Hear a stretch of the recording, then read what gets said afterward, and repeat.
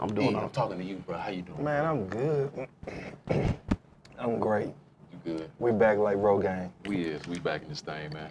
Who we got today, man? We got somebody here that's gonna talk to us, you know what I'm saying, to let us know a little bit what's going on in they neck of the woods. Who we got to my right, your left? What's your name, my man? What's your name? Yes, sir. DJ KDOT the party. How you doing today, sir? Nice to meet you, bro. Very nice to meet you, man. Thank you for having me. Man, hey, you know, this is fly on the wall, man. Yes, sir. We just chatted up and talk about things that's going on in our world. You know what I'm saying? Yes, but sir. I definitely want to get to know you here in a minute, man. But other than that, let me ask you a quick question. Okay. Is cereal a soup? Is what now? Is cereal a soup? That's a great question. No, I don't believe so. Huh? You can have cold cereal, hot cereal, like cream of wheat, right? So it's not a soup. You got to put milk in it. Got a point. That's a... Is a hot dog a sandwich? Hell no. It's a piece of bread with meat in the middle of it, right? That's it. Or you have to have two pieces of bread. I need some lettuce, tomatoes, onions, pickles. You dig. Okay. That's a sandwich. Okay. That's a sandwich. I get it. Okay. I get it. Subjectively. Okay. Yeah. That's what they say. But no, man, tell me a little bit about you, man. You say you a DJ, huh? DJ of Colorado, I take it. Yeah. Native? Yes. I'm originally from New Jersey, Okay. but been here since '92, so you might as well call me a native. Okay. So, yeah, from the Bellows, you know, Okay. Bell side all day, stand up, you know. What yeah. year did you come out? Huh? What year did you come out? What music come out? No, what year did you come out of high school? High school, '04. Okay. But I am a patriot. So Okay. All right. Yeah, G-Dub. yeah, because I came out in 2000. That's why I had to ask. Because I went to Marbella too. Okay. Yeah. So I had to ask that question. All right. So, you got here what? You say 92, right? 92. I've been here since Okay. '92. Yeah. And then what helped trade? What was the motivation or the gasoline in your engine to help motivate you to be a DJ? So my parents, both my parents worked for a mortgage company at the time, and Shout out to they the were parents. like, "Hey," the boss came over and was just like, "Hey, we have an opportunity to move everybody to Colorado. We'll pay 6 months of your rent. Okay. We'll move everything for free. Okay. We'll put you in a nice hotel," in which they did, until we get situated, until y'all find a home. Okay. My dad was like, "Sign us up," because at that particular time, around that time, Colorado was the best place to raise a family. Okay. And me coming from Jersey, we lived in a nice neighborhood, thank God, but I'm originally from Camden, New Jersey, which it was a pretty rough area. Capital. Yeah, Take your that part. Yeah. Right. Yeah. So my father, I think he did the best decision, I think, because coming out here, because I ain't gonna lie, I thought I was moving to the mountains with goats and cows and stuff like that. Man, everybody do, man. If you not from No Colorado, offense, I just, yeah, everybody just think that they're nothing but cowboys. It's all good. You still around goats. Yeah. Yes. Good, goat tastes really good though. Yeah. You can throw it on the grill. You sure can. You know what I'm talking about? You sure can. You deep fry a little goat. You know what I'm saying? Y'all from Alabama, man. For some reason, as a kid, I was thinking like medieval times that we used. Just goat leg. Yeah, The man. big goat leg. We gonna be on a farm or in the mountains, and No, I you feel gotta. it. Thought you was gonna see some Vikings. Yeah, I'm from the city, so everything moves fast out there. We get everything first in the East Coast. Mm-hmm. So You do. yeah, You music, get fashion, everything. all that Yeah, first. fashion, all that. Mhm. So Yeah. True. yeah. So, Understood. Okay. Yeah. All right. And then didn't you have something that you wanted me to share with the world as far as like what's going on with the comparison of, you know what I mean? Oh man, you know these The crazy animation, times. because This brother right here, man, he's dope when it comes to animation, man. He code with the pen, he code with the laptop, all that. Okay. He does that. I do my thing. I thank God, you know what I'm saying? He blessed me with some skills, you know what I'm saying? Okay, dope. Yes, sir. Yeah, you know, Comic-Con hit San Diego last weekend or the weekend before last. You know, everything be moving so fast right now, you know what I'm saying? But yeah, I heard South Park, since we on the topic of Colorado in the mountains, South Park is, I guess you could say a once-in-a-lifetime deal. Like, $1 billion deal.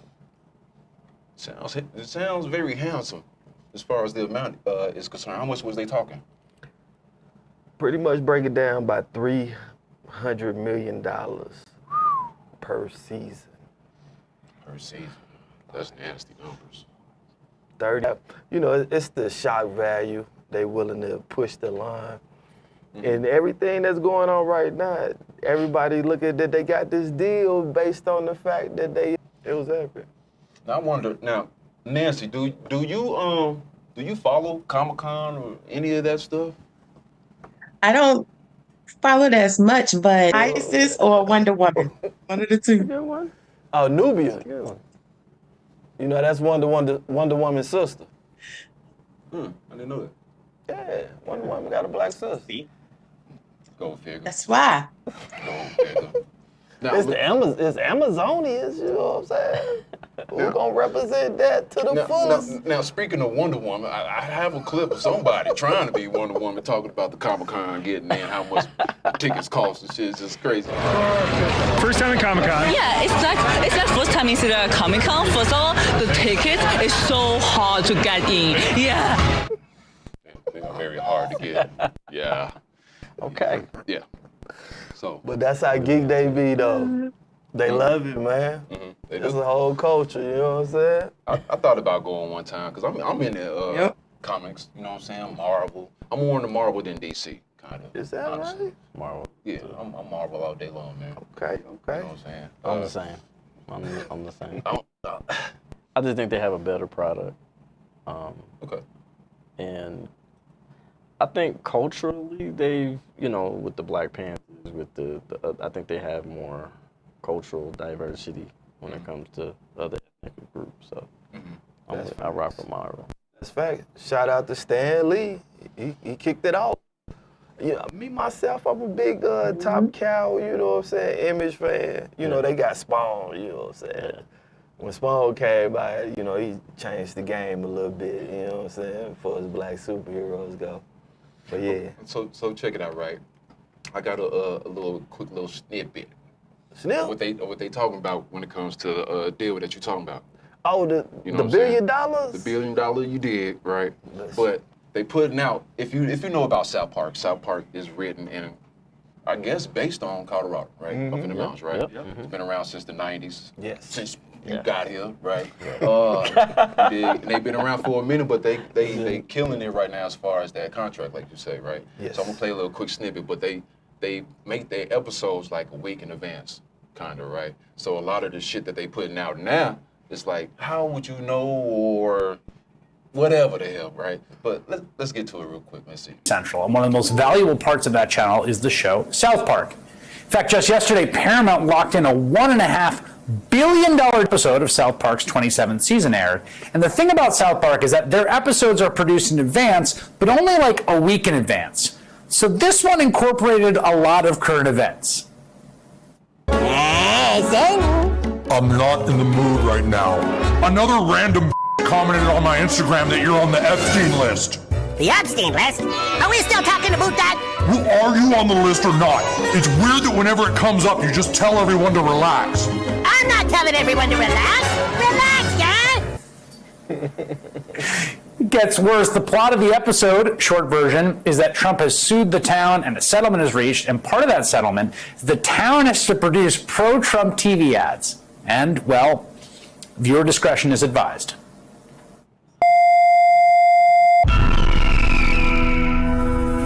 Who walked through the desert for you? survived the wilderness and gave the ultimate sacrifice. When things heat up, who will deliver us from temptation? Donald J. Trump. No matter how hot it gets, he's not afraid to fight for America. Oh, man. Yeah, they didn't want to put that out there, but I'm putting it back out there. He was naked in the desert. You know what I'm saying? He'll fight for you. There's nothing pro-Trump more than that commercial right there. That is. Oh, man. That is incredible. Oh, they're geniuses for that. I love it, man. That is funny. So, you got some animation, right? You say you wanted to show me, right? Yeah, I got little snippets. You know what I'm saying? This is that, can I rotate it? I should be able to rotate it. Hold on. Yeah. Okay. Yeah, I'll invest in you right now. I love it. You capture, you know what I mean, the definition, you know what I mean, of Trump, you know what I mean, the swag in the hair, you know what I'm saying, you know what I mean, the evil and the determination in the eyes. The big ideas. Huh? The big ideas. Yeah. Yeah. Definitely the big idea. Sure. So again, KDOT. Yes, sir. How was it, man, dealing with, you know, the court system and law enforcement? You know, are you a little familiar with that? Man, I can be. I'm a bit of an expert. Kind of an experienced pro. Now, there's Just you. there's a couple of things that I tried to do on my own, right, in court. And I understand that there is a poetry to the language, right?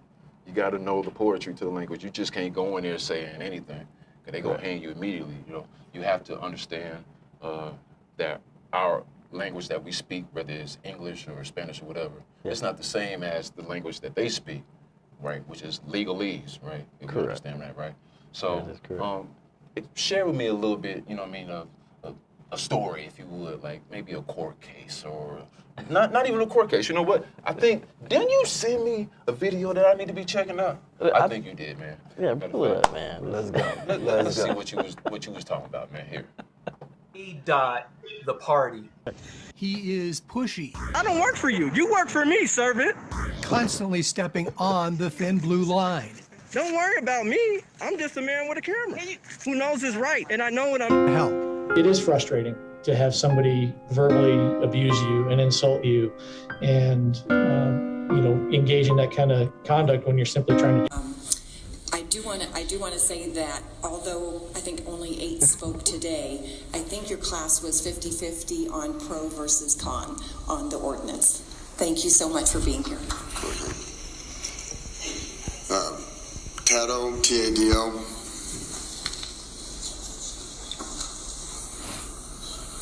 Not here. KD.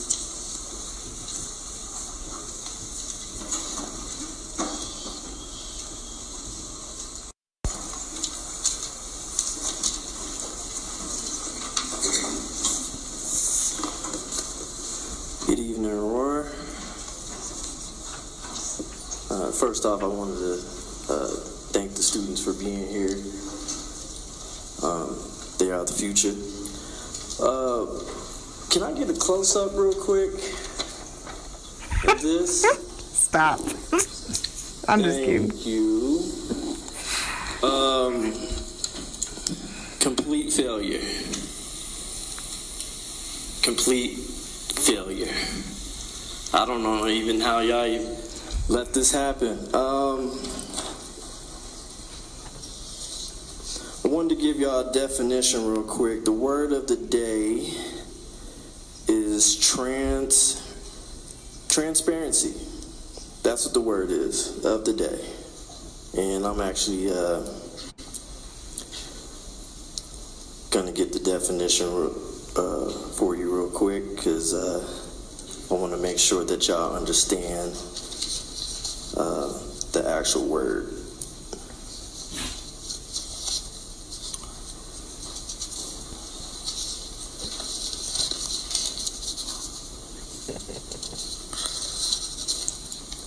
What does it mean to be transparent? When you're transparent, you invite trust by revealing that you have nothing to hide.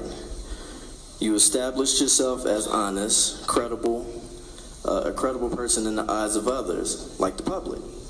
The prospect of being open and vulnerable may make you nervous, but the digital revolution is made transparent as a matter of survival. So this officer Nate Meir, was recently stopped not too long ago for pretty much a DUI situation. He was in uniform. He's also placed in the place of leadership. He had his foot on the brake, and the car was still in motion. So I'm confused a little bit. Where's the transparency in this police department? Would you have the answer, under chief or deputy chief or whatever the hell you call yourself? Do you have the answer for that? Oh, you don't. That's right, because there is no transparency. This police department is a fucking joke. Joke. Wait, hold on. You cussing? And they let it slide? Back to it. Because this is bullshit. Y'all want to kill an innocent black man, Elijah McClain, but you let this motherfucker go off and... KD, your time is up. You want to let this motherfucker go off and almost kill people. I don't give a shit about your gavel. You can stick it up your ass. Like I said, y'all want to let this mother... Oh, they cut. Man, hey, KD. Officially your #1 fan. Well, I'm talking about you talk real reckless to the folks over there. Boy. Very reckless. I like it. I love it. I love it. I want to see some more of this reckless talk you do. You got some more? Hey, you spit some truth, I think we got some more. You got some more? Yeah, all right, let's see what you got. You spit that truth. I'm risking my life, right? What was that, a threat? Was that a fucking threat, dude? Was that a fucking threat, dude? I'm not, you're in my shit. I run this shit. You don't run shit. You understand me? I'm not threatening you. You just threatened me. I'm gonna put on Bitch, what did I just say? What did I just say to you? What the fuck did I just say to you? Didn't I just tell you to shut the fuck up? You did. Then shut your ass up. Do you think what I'm doing right now is the First Amendment. First Amendment. Well, I'll call you whatever the fuck I want to, and you're not gonna do shit about it. You're not gonna do shit about it. Call me a liar. Huh? Call me a liar. Liar. Doing something about it. Yeah. Walk of shame. That's. Being a card is all. No, actually, you'll say it. Actually, it's part of your policy. It is? Yeah, actually, yeah, it is. I read your policy. Okay. So what's your name and badge number? Officer McDonald, 26207. Good job, servant. Fuck out of here. Walk a shame. Walk your ass. That's right. Skip a shame. I don't give you skip, hop, jump. I don't give a good goddamn. Okay? I hope your ass don't trip over a fucking curb. With your stupid.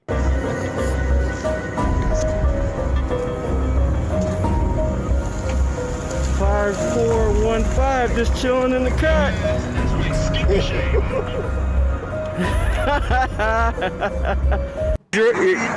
You don't have stripes for a reason.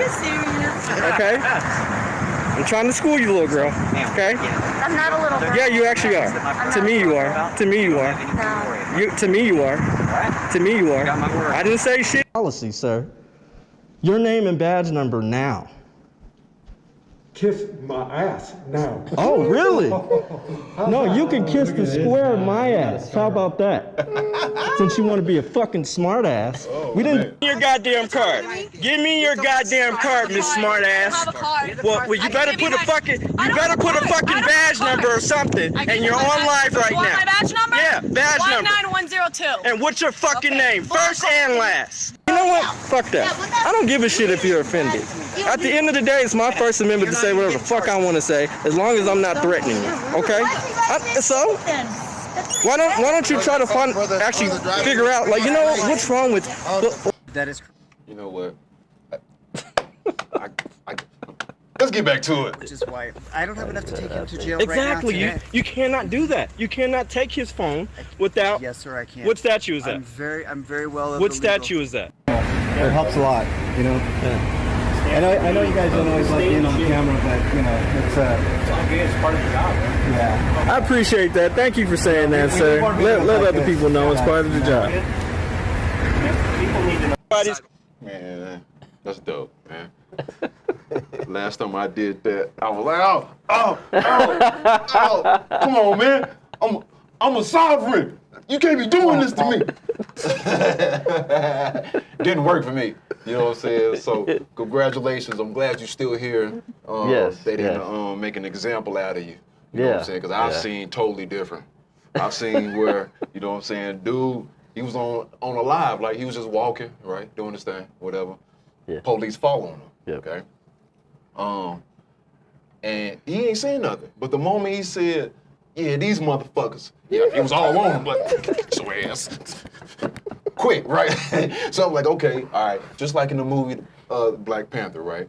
They say, you know, you could call him a pig, all this, that, and the third, right? Yeah. But the moment you say motherfucker or fuck or whatever the hell, yeah, they got a reason, right, to hem you up. Yeah. But you proven differently. I love it, man.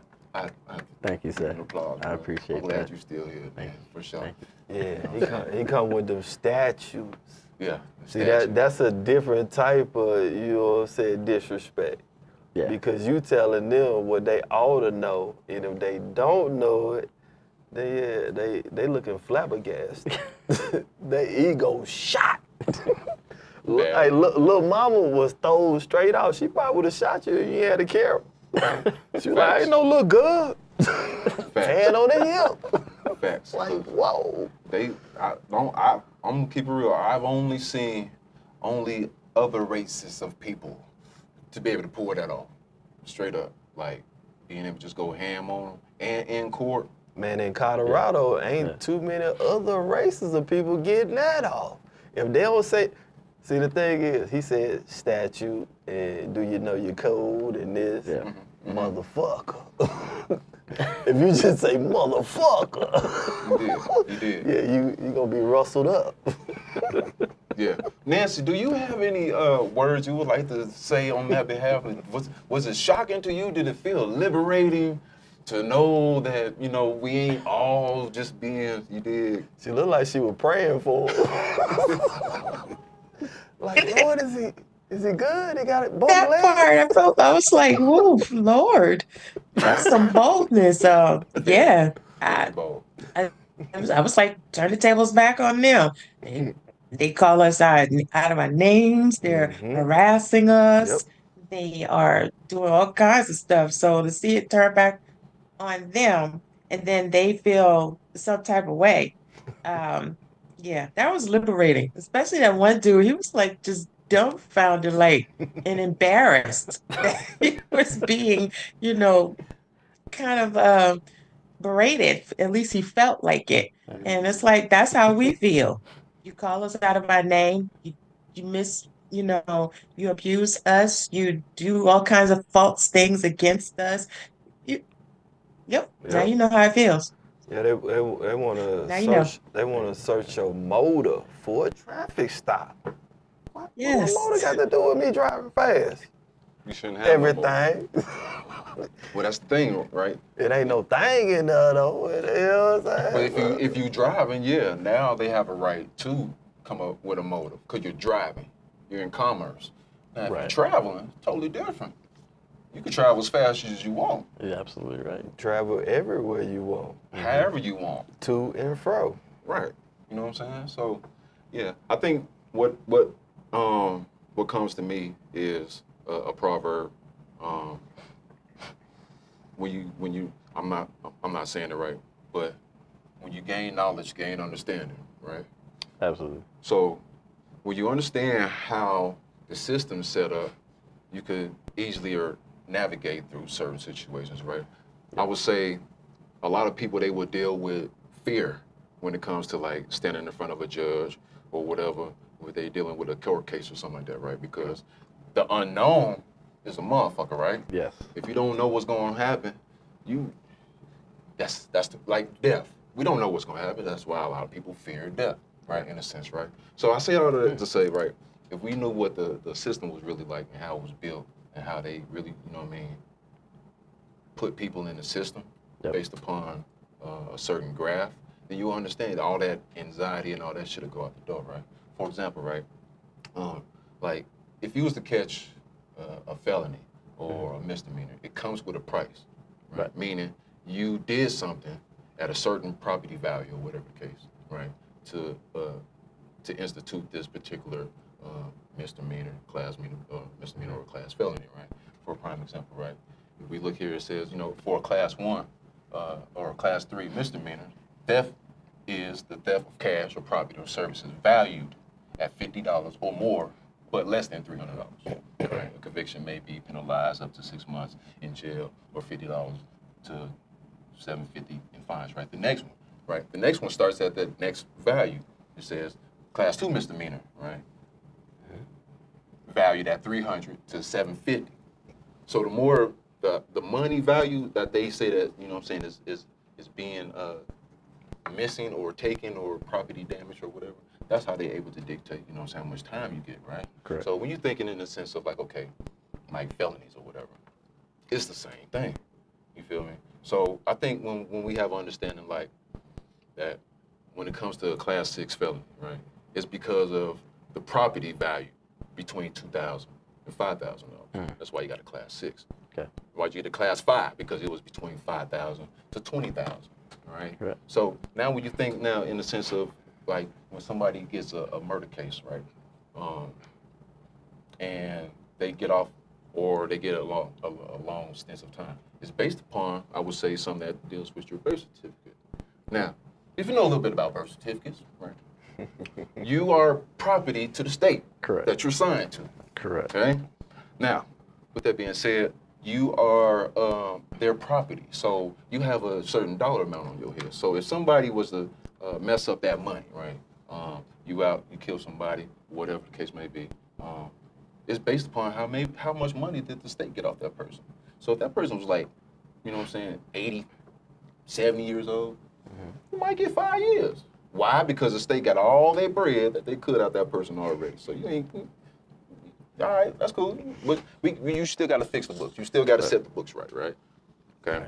You know, if you take out somebody that's like a teenager or a kid, you wonder like that 25 to L pop up, right? Because you know how much money the state could have got from that person. You messed up the books. Right. So in order for you to fix the books, you got to sit down for X, Y, Z amount of days, which we'll just say $80 a day, times however long, and then that's gonna fix the books. So when you fear, you know, certain people that get off that's rich and famous on certain cases or whatever, it ain't probably because they had good lawyers, maybe because they greased some palms. You know what I'm saying? They already say, you know what, here, I already know what the property damage is.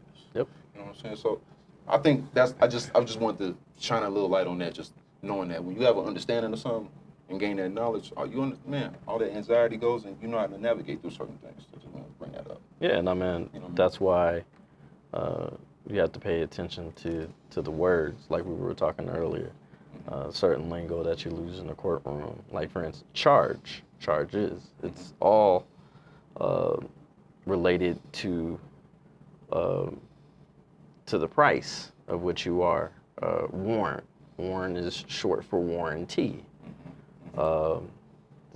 That we have a warranty that you will be at court, and that once we get you, the warranty is for you to show up to face these charges.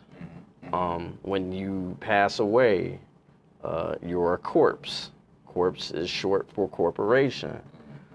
That's why they have a death certificate.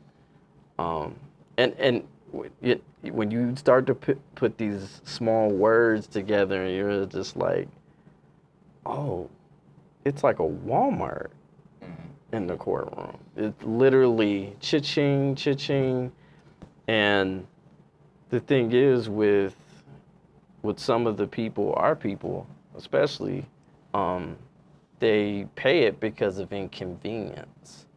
Mm-hmm. And the lack of knowledge of the actual law. Facts. Because the Constitution was made in rules for the government to abide by. Facts. Because we, the people, are the ones in charge. If we collectively come together, that's why it's so important. That's why it's important what we eat. It's important what we watch on TV. Television, which equals channels, which elaborate program. You're being programmed to watch certain things, and it's everything works together with the fast food restaurants that's next to the liquor store usually, in a demographic area or a high crime area. That's a big money pot. Always been. So what do? You over police. Police is really policy. They're really policy enforcers. They're not law enforcement. They're policy enforcers, because they work for the corporate of the U.S. Of the United States. They don't work for the country. They work for the 2020 there was a study that was done from 1970 to 2020. And it stated only 2% of major crimes were solved. Damn. That tells you they don't make money if they.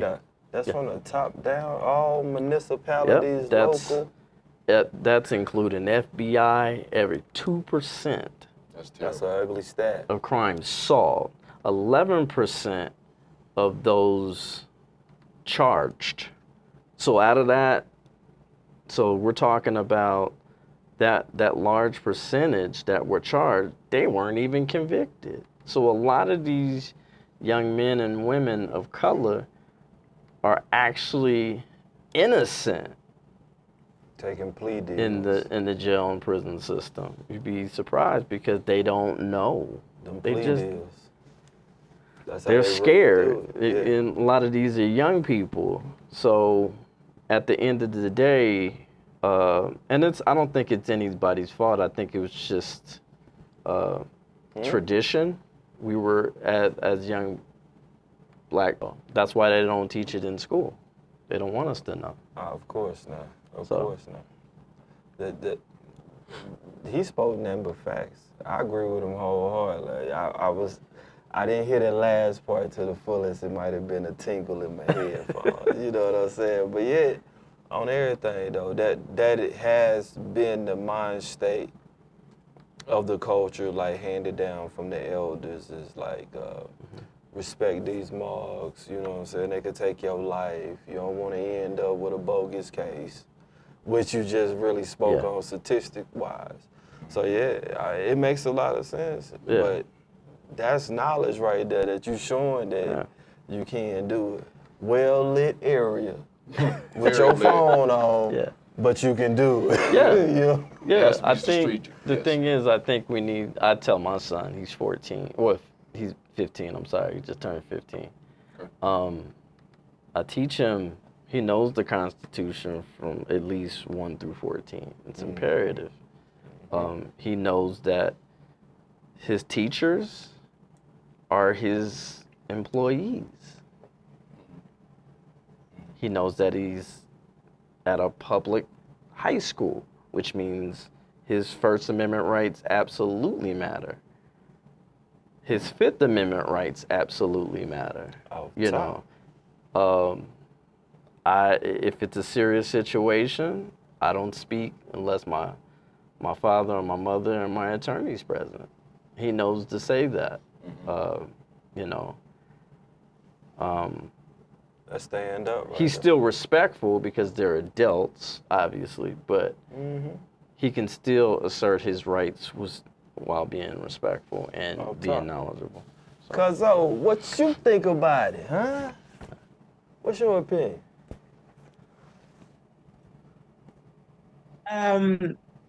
Yeah, I'm in agreement also. There are certain things that we have been, taught in order to protect ourselves.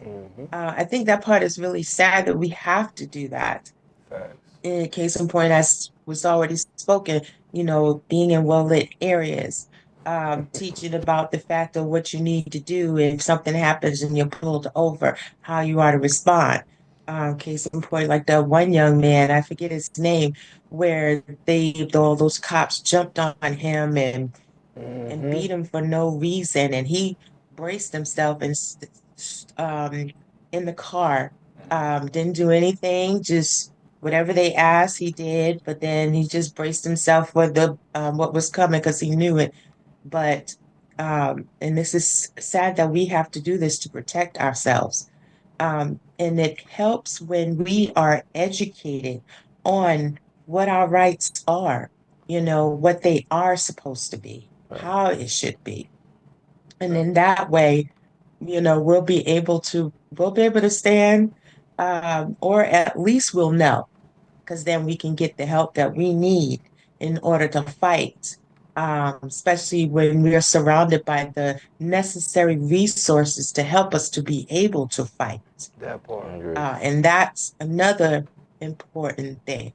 So I'm in I'm in agreement. I think it's sad in the way in which things are, but we have to do what we need to do to protect ourselves. The first thing, and each other. I think the first thing we need to do is educate ourselves. Yes. That's and what that look like. Stop referring to definitions that's in the Webster dictionary, and understand that you need to be looking in the words that's in the Black's Law dictionary, right? Because that's the terminology that they're using, in court, right? But I got a video, right, I want y'all to check out, of the illegal or legal stuff that goes on in court and the things that people do and don't know. You know what I'm saying? So let's run this real quick. Tricks you. They will arrest you before you've had a trial without a grand jury indictment. They break the law completely. They put you in orange clothes and shackles, and nearly 3 days later, after they've held you in jail for close to the maximum 72 hours, they bring you before a judge, and he asks you, how do you plead? And your bar attorney will nudge you in the ribs saying, enter a plea, enter a plea, enter a plea. You absolutely do not enter a plea. And our copper cards teach you what to do and what not to do. You want to demand to see the verified criminal complaint. Because most of the time the district attorneys give you a love letter about all these codes you broke. But the district attorney can't write a verified criminal complaint. They work for the government. They're not a real party of interest. A person, another citizen, has to pick up pen and paper and write a verified criminal complaint, and they can't prosecute you without one of those. And what they next have to do is they need to prove that you have act, intent, and damage, that there's probable cause for this crime. And if they don't have any of that in place, they can't prosecute you. However, if they get you into their court, they put you in front of their high priest in the black nightie, and he says, how do you plead? And you say, I'm not guilty, or no contest. They then say, ha, you agreed to be prosecuted. Let's go ahead with the prosecution. It's now under contract. You've agreed to be prosecuted. You've taken the hook, line and sinker. You've agreed to go in and be prosecuted. And it's a trick these criminals are pulling.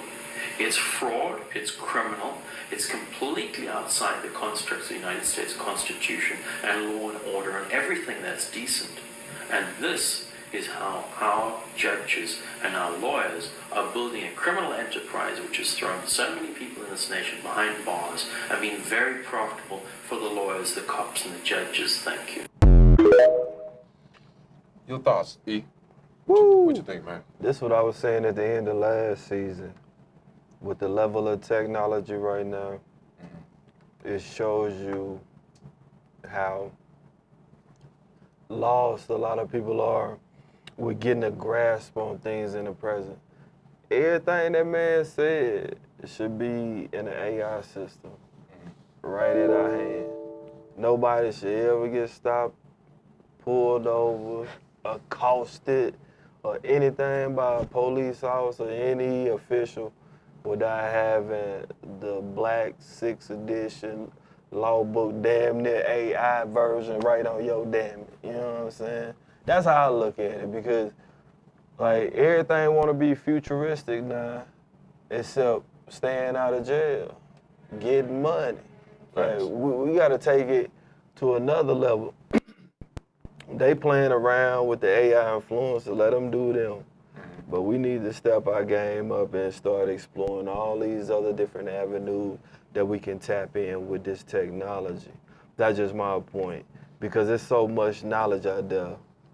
Like you say, and the legalese, it definitely applies to criminal, but business too. Business as well. Everything, because so, it's language, yeah, we need to get on top of that. Absolutely.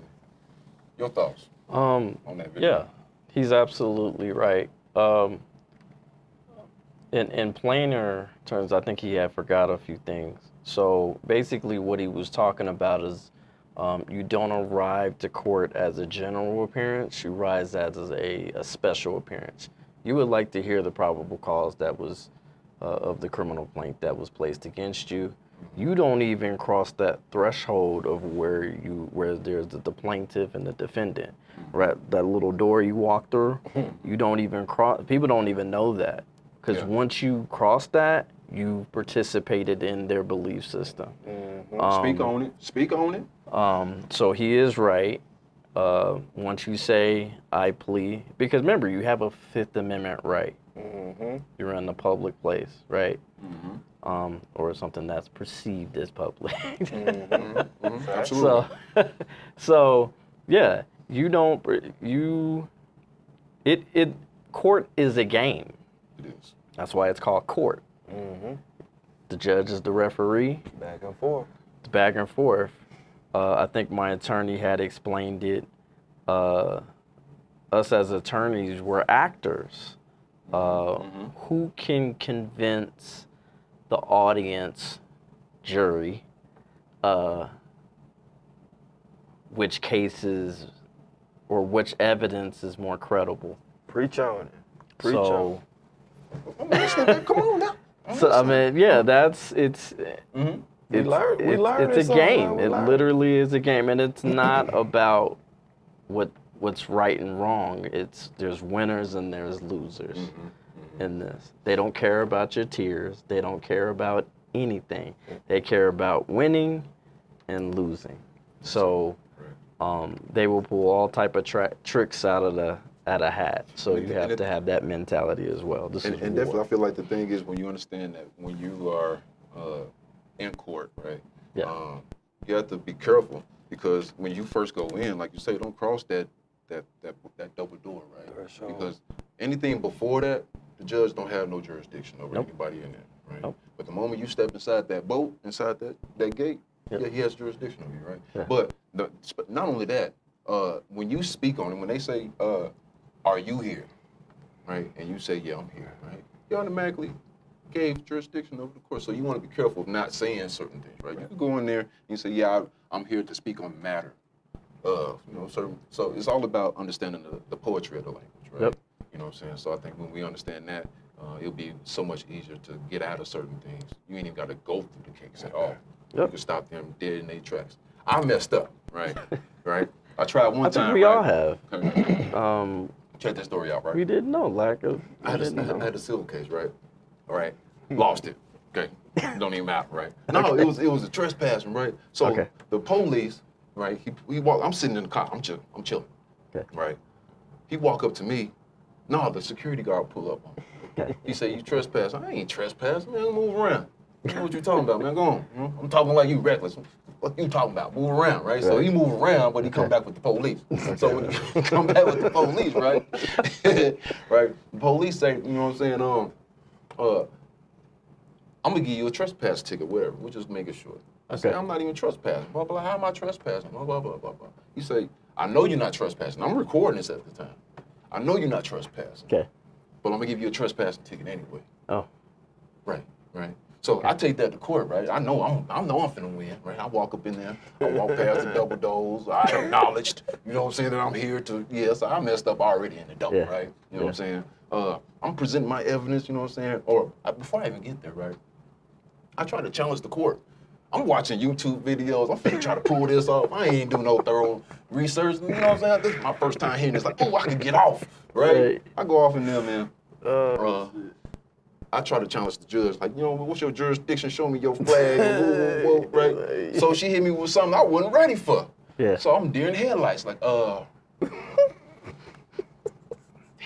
what part was they talking about in that video? I couldn't think of that, right? You know what I'm saying? So, long story short, you know what I'm saying? They was like, she knew that I knew something. Right? So she was like, go and sit down over here on the side or whatever, something like that, right? Yeah. I walk away, I mumble, this is some bullshit, right? Why I do that? So she said, yeah, Balaam, take him downstairs in the holding. So I go downstairs, I'm down in holding for a minute. So she clear out the entire court, everybody else's case. Then bring me back upstairs, right? So ain't nobody in there. I said, oh, okay, cool. You didn't want nobody to know I know a little something. Let me try this again. I get back up there, you know what I'm saying? I try to spit my lick, you know what I'm saying? Didn't work. Okay, so I said, fuck it, I'm gonna go ahead and just use the video I got. I'm showing her the video. You know what I'm saying? Look, he's, you know what I'm saying that he ain't trespass, I ain't trespass, but he giving me a trespass ticket, and I'm probably looked at as an angry black man. Okay. End of the story. You know what? Yeah, you guilty. And bow. Doesn't matter. So, long story short, I fucked up because I thought I was talking something that I didn't know and didn't have no understanding of. So, you got to educate yourself before you cross that line. Absolutely. You know what I'm saying? Because they are ready for those who think they know something. Yeah. And they got all kind of curveballs, throw, you know what I'm saying, veer you this way and veer you that way. You know what I'm saying? So and the first thing they'll call you is a sovereign citizen. And the thing is, if people understood the word, sovereign, you're not a part of anything. Citizen is you're a part of something, an entity. So sovereign and citizen don't even go together. Right. So they, they'll try to scare you with that, like, oh, you're a sovereign citizen. Well, how is that? But again, you go up there and you say that I'm here because your name doesn't belong to you. You're a represent. I am a living, breathing man that is representing the name Kevin, Dutch or whatever. And that's how you. How you have to talk. I'm pretty much the liaison power of attorney with him. I'm the representative of this corporate name that you call Kevin Dutch, So, which is your straw man, right? Which is absolutely straw man. Absolute straw man. So that's absolutely correct. So your straw man is anytime you look at your driver's license. Yep. All caps. Yep. Anytime you see your name, what you think is your name, right, or should be your name, and it's in all caps, right, that's not you. No. That's your straw man. It's the corporation. It's a corporation. So correct. When you understand that, like Black's Law, like when you understand certain words like black is supposed to be dead, right? Correct. And laws, so it's person. Right. So it's a dead language, right? Yep. So it gets deep. Let's see how deep it gets.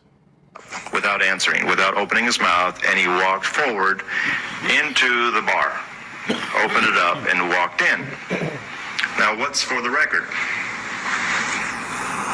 If the court reporter is typing anything, all she or he can type is someone walked in to the court area, to the bar. Because there was nothing acknowledged yet about the name. The name was called, but they have to get our acknowledgement, verbal acknowledgement. Are you such and such a name? When he went forward, of course, the first question that came to him was, are you such and such a name? And he paused, thought about it, raised his finger and pointed at the administrative arbitrator, the facilitator, the King's Bench, and he pointed and said, I do not recognize you. Pointed to the court clerk, I do not recognize you. Pointed to the attorneys, I do not recognize you. Pointed to the court reporter, I do not recognize you. Pointed to the bailiff and said, I do not recognize you. Complete silence. And he turned around and he slowly walked out. And no one said a word. The whole courtroom was completely silent. What was he saying? Well, she read it to me from the Black's Law Dictionary, and I got excited, and I went and confirmed it, because just because someone says something to me, I want to confirm it myself. So I went, I believed her, but I just wanted to see what it said. And I checked several different versions, the 5th edition, the 7th edition, and it took me to, the word recognize took me to the word recognizance. And to summarize the word recognizance means, by definition from the Black's Law Dictionary, it means that someone is contracting with the Crown in its judicial capacity. And so when he pointed his finger and said, I do not recognize you, what was he saying? I do not contract with the Crown, I do not contract with the Crown, I do not contract with the Crown, I do not contract with the Crown. Now, who are these agents here? Who are these living souls that are hiding behind their corporate fiction capacity? And he's the only living soul in there. And what did he say when he said I? He said, I, who am I? I is a living soul. Because a fictitious plaintiff can't say I. A fictitious plaintiff can't say me. A fictitious plaintiff can't sign, can't walk, can't even sign a power of attorney to give to the plaintiff's attorney that's representing the fictitious plaintiff. Produce the power of attorney that's signed, giving you, Mr. Plaintiff Attorney, the authority, the power of attorney to represent the fictitious plaintiff. Now, a lot of people be like, what? Huh? But yeah, you got to understand, it's law, and it's ancient, I guess, maybe, what? And they still operating in the same way that they did a long time ago. You know what I'm saying? Ain't nothing changed, man. So just definitely want to shine a light on that. But your thoughts, E, you know what I mean? Real quick before we transition real quick, because we're going to talk about something else. Oh, snap. I mean, again, like you say, from the beginning, system is constructed, you know what I'm saying, to hold us back from the beginning. Wasn't considered human, considered property, considered cattle. So it goes back to, the kings, royalty that figured that they could manipulate and absorb and acquisition all the land and resources from the people, because by their law, we was labeled non-human. It's progressed since then. This is where we get the gains from. Mm-hmm. So yeah, my opinion, like I said, we need a technology to be a stand gap, because they so far ahead with the game. Of course, anytime they see groups or individuals being on standout, they'll change the rules. Mm-hmm. That's the most sadistic part about this. We have to pretty much bang our head to learn how to play the game that they could change at any given time. So yeah, that's why I said we need a stand gap, technology, AI, you know what I'm saying? Don't be scared to use it. Just use it with a purpose. You know what I mean? You can get on there and try to create you a woman, or you create you a business. You got options. So yeah, it's a person with purpose, it's a person that's driven. And with the knowledge that you learn, you have to push forward for that. Because if not, yeah, you about to get swallowed up whole in this game. Facts. You ever watch Jordan Maxwell?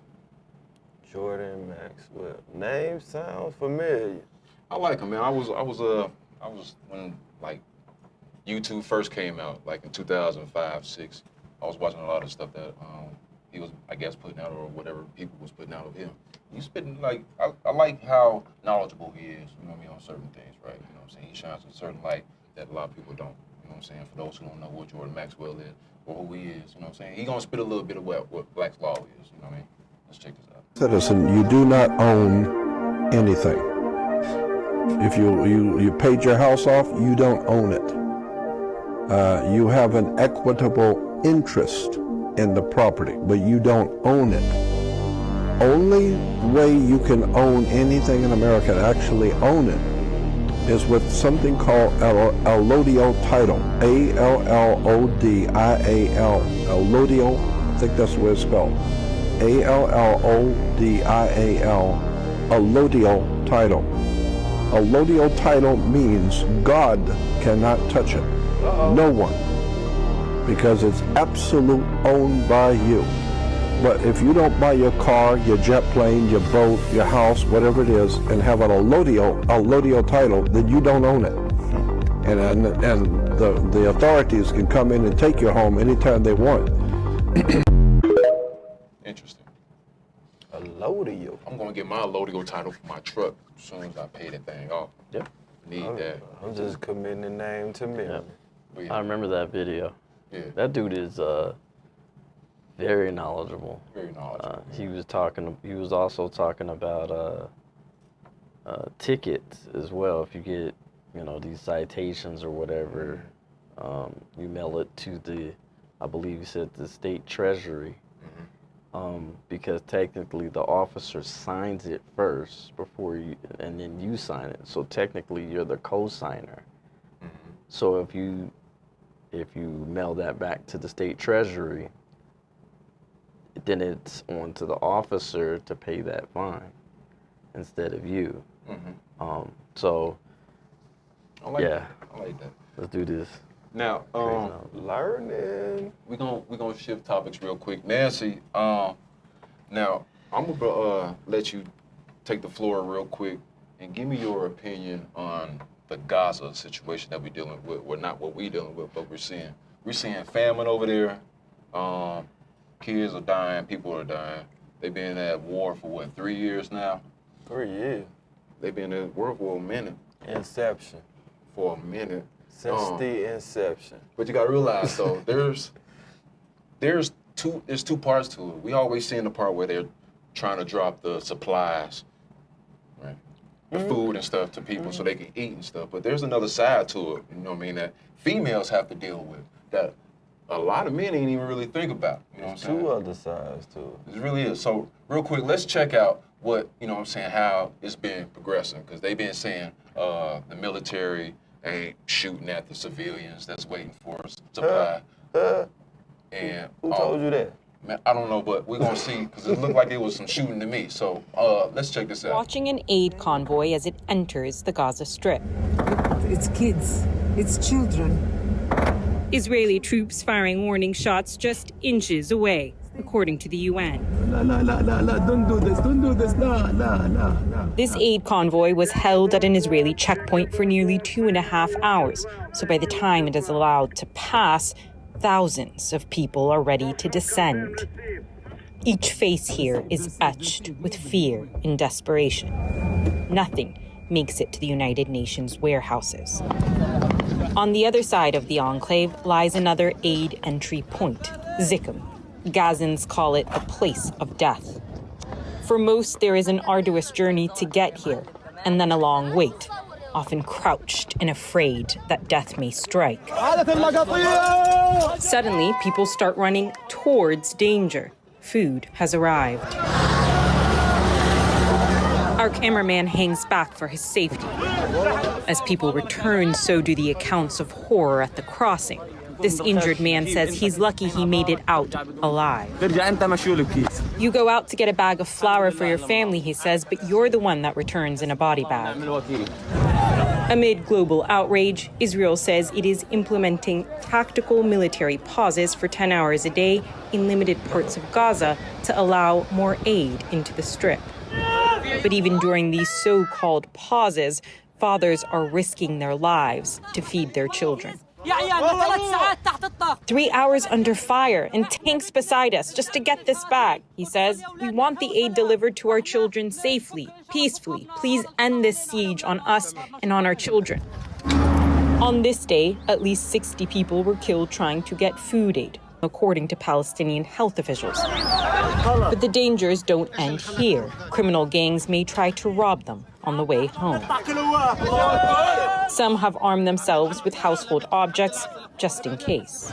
If they make it back, their families will eat tonight. A luxury here where a third of people go 1 or more days without food. Everyone here is afraid, even the aid workers. CNN spoke to a local Klansman who sent us this video. He says it shows his men providing security to an NGO. Loaded trucks speed down the road as the Klansmen fire dozens of warning shots. This is seemingly the only way to ensure the cargo reaches its destination intact. Law and order has broken down here. That's why Israel says it is now allowing airdrops. But the UN warns these are inefficient, costly, and dangerous. You can see why here. The goods land amid gunfire. Only the strong or armed will grab a box. I got nothing, this woman says. The man behind her adds, the criminals take it and sell it on the black market. This is not a solution. These chaotic, limited, and deadly sites are now the only way most can get food. Children are left fighting over scraps. Many will go to bed with empty bellies tonight. Some of those Just for real quick, Nancy, I want you to give me your insight on that because I have another point to prove. Right, it's worse than what we see and what we're thinking of. Right, we have the luxury over here in America where we should done eating, throw it in the trash. Right, but a lot of people is fighting for their lives just to get some grain of sugar that's gonna land in the damn ocean. That's gonna end up being wet and not even good.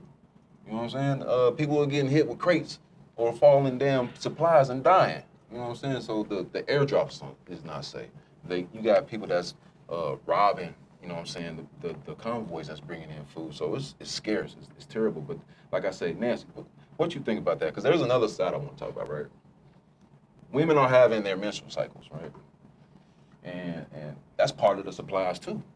You know what I'm saying? So women not only are dealing with hunger, but they're dealing with also, you know what I mean, not only that, taking care of themselves, but their daughters and stuff like that. You know what I'm saying? So Nancy, I'm gonna play this video real quick, right? And you tell me the impact or matter of fact, tell me right now, how you feel about this hunger situation real quick, and then we'll go to the video. It's heartbreaking. It's really heartbreaking to see them going through that, having to fight for food and fight the solutions they have in place is not really helping. It's just really sad seeing them go through that. They're risking their lives just to take care of their family. And I'll wait till you show the video in reference to the female issues, but just that part alone, not being able to get everything they need, not even knowing if they're going to be able to eat that night, if they're going to have to wait till the morning, just it's bad. Not even knowing, if they're going to live or die, that night. If they're going to lose a family member. There's, if somebody's going to come in and raid their stuff because they see somebody has something, so they're going to take it away from them. It's just really sad. It's sad, and I don't think it's something that really sad. It's something that I don't think Americans is really prepared sad for, or think that it could happen in their country. But let's look at the women issues real quick.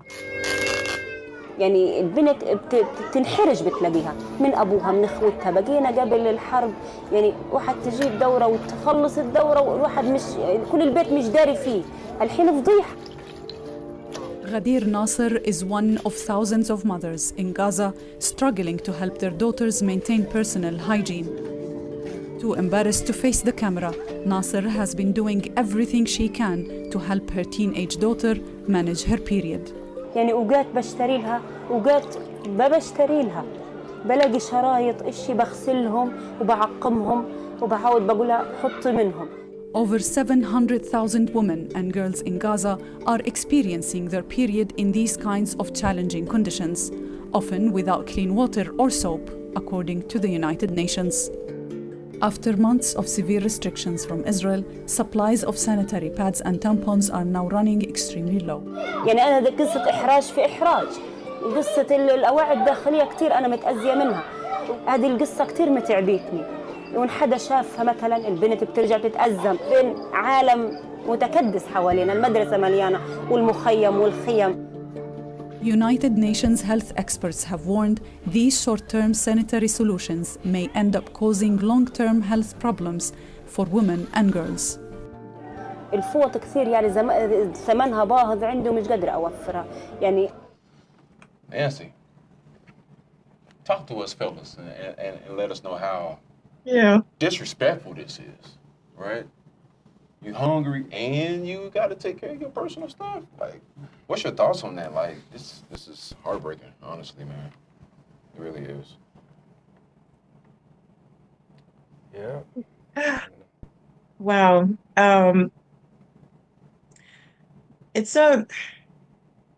I'm just remembering, like, as I was growing up and just how easy it is. We're able to just go down to the store if we need to go down and get, personal hygiene products. But that is something where we don't really think about that part of about what the females are going through with being able to take care of themselves. And if they don't have like clean water and things like that, for example, bacteria gets backed up in them, or they end up having UTIs and all kinds of, and different types of infections as a result. And some of them can, cause them to be infertile. So them not being able to take care of themselves properly, that is a really serious issue to really think about. And it's really sad that some of them, are so embarrassed by it. I remember growing up in school, and if we as females, started our periods and we happen to, hope I'm not grossing anybody out, but if we happen to show that we are, then, then we're embarrassed. We put our sweaters on around us, trying to, figure out how we can make it. We're doing makeshifts to try to protect ourselves until we're able to get home. If we can't get to the nurse's office or whatever the case may be. It is a really embarrassing thing to have to go through. And especially if you just can't protect yourself in that way. It can be embarrassing. My heart goes out to them, and especially if they need those supplies and can't get them, how can you get the supplies to them? And that's the other question, so yeah, it's that's hard. It's very hard. It is. Now, what's crazy is there's hunger going on in more than just one place. Gaza's not only the one that's feeling it, Sudan is too as well, right? They're feeling it. They feeling it too, right? Donkey carts used to deliver what little aid there is to Al Fasher as hundreds of thousands of people in the Sudanese city run out of food. The North Darfur capital is the largest remaining frontline in fighting between Sudan's army and the paramilitary Rapid Support Forces. It's been under siege for over a year. We're suffering so much from no food, no water. We're hungry. Our children are naked. We have nothing to eat but animal feed. There's no water. We have nothing. And even this is starting to run out. As the RSF tries to take the city, which would give it control over most of Darfur, they've been blocking food supplies and attacking aid convoys headed there. There was another convoy, UN convoy, with 15 trucks that tried to reach El Fasher at the very beginning of June. It could not, and there were five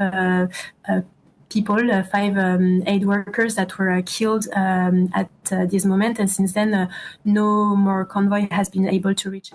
Under constant artillery and drone attacks by the paramilitary group, markets in the city lie almost deserted, and what little food can be found is unaffordable. Meanwhile, people are dying daily as the humanitarian crisis deepens. So the world is feeling it, man. A lot of famine going on, but here in America, we dealing with some other stuff, right? Have you heard of all the stuff that's going on with like the nuclear wasp, or the new COVID that's out, the new strand? There's a lot of things going on. There's a lot of sickness, you know what I mean, that's out there. Your thoughts, you know what I mean, on any of this? You think it's, you know what I'm saying, by just happy chance, it's just the change of the season? You know what I'm saying? Or is there just a little bit more to it? Unfortunately, Bill Gates was behind a lot of this. The biotech mosquito as well. I mean, he's been talking about it for years. I mean, there is even footage of him talking about it on TED, which they had to scrub off of their particular platform. It was brought up. You'll see still clips of it, and him shortening the population.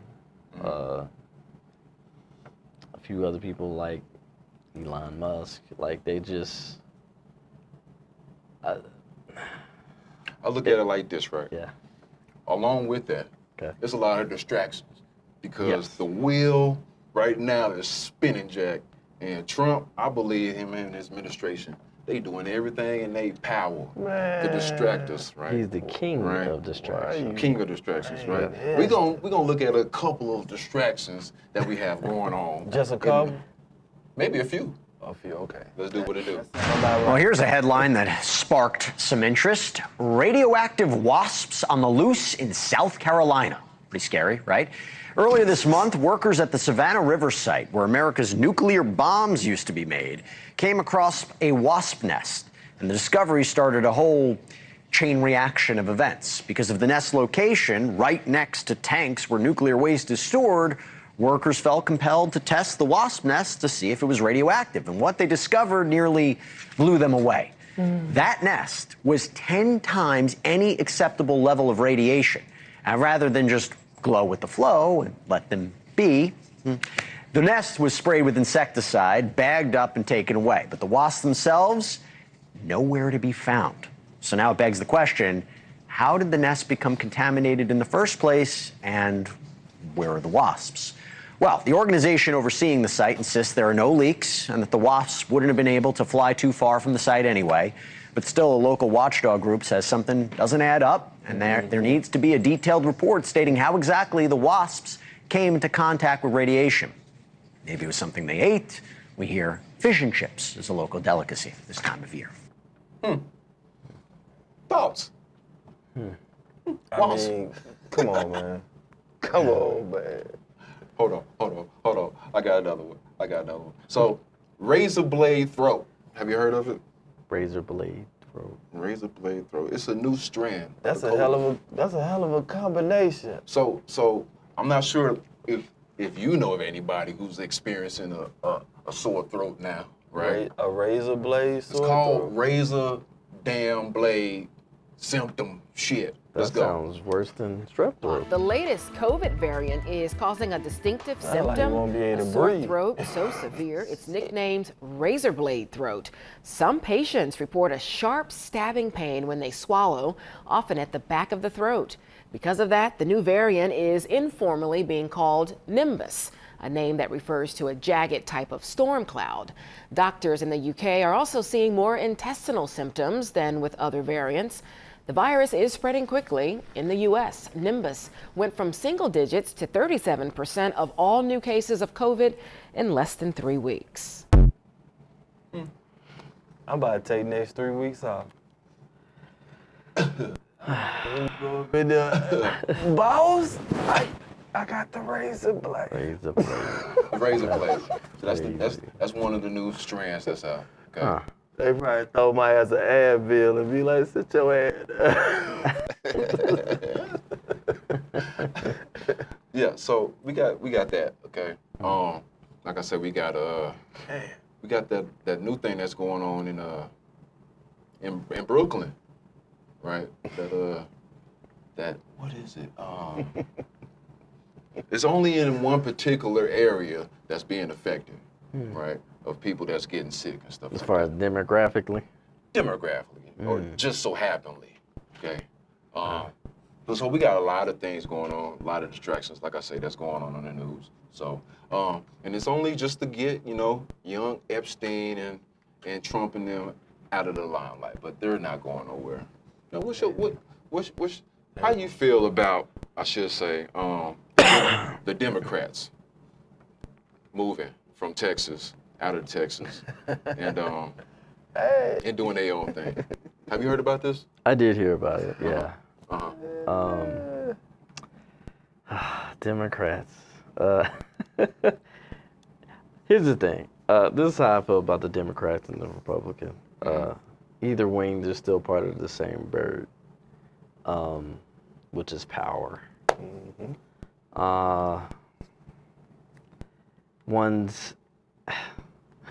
One is more aggressive than the other by any means necessary. We don't care if we have to steal, lie, and cheat to your face. And the other ones are playing victim, but they're also working along with Republicans, but saying we don't have any choice. We're outnumbered. We don't have no you know? So yeah, I did hear about that as far as them moving. It kind of left the governor of Texas a little stoked a little bit, E, give me your thoughts on this situation. What's the impact?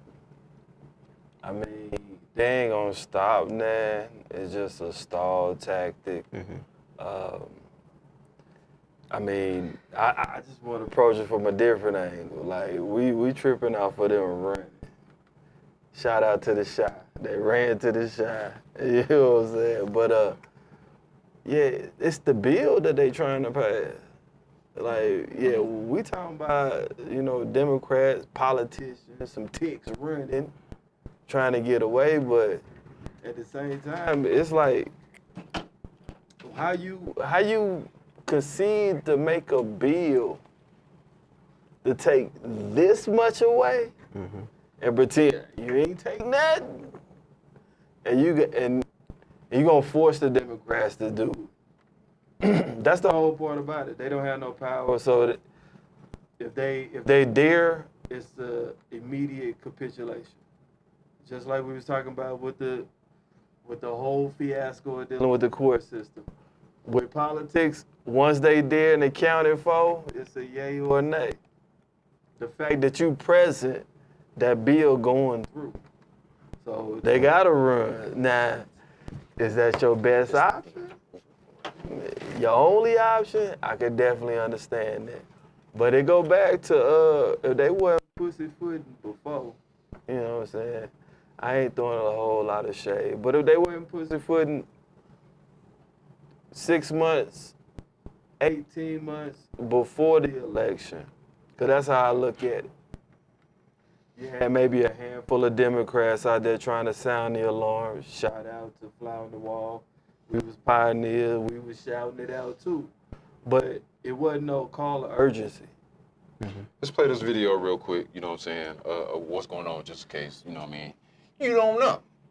Congressional maps would give Republicans up to 5 new seats in Congress, but they can't go into effect until they are approved by the state legislature. And unless there is a quorum of 2/3 of all members in attendance, the state house can't hold any votes. That's why the Texas Democrats packed their bags and left Texas. But Texas Democrats are fighting back. We're leaving the state, breaking quorum, and preventing Republicans from silencing our voices and rigging the next election. Texas Governor Greg Abbott condemned the move, He accused Democrats potentially of committing felonies and said leaving the state is, quote, an abandonment or forfeiture of an elected state office. He demanded Democrats return by 3 p.m. Central Time or threatened to have them removed from office. But the chair of the House Democratic Caucus said Democrats are doing just what they have to do. Governor Abbott is doing this in submission to Donald Trump, so that Donald Trump could steal these communities' power and voice. Congressional maps are usually only redrawn every 10 years after a new census. Most states did it 4 years ago after the 2020 census.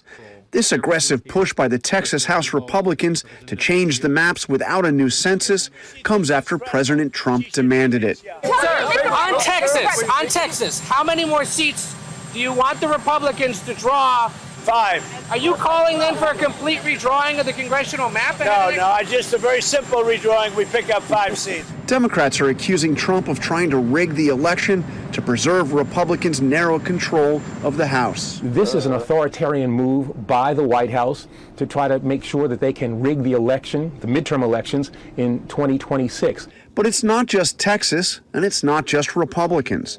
Although it usually only happens when there's a new census, Democrats have played the game too in the states they control. In deep blue California, for example, 38% voted Republican last year, and out of 52 congressional districts, only 9 are held by Republicans.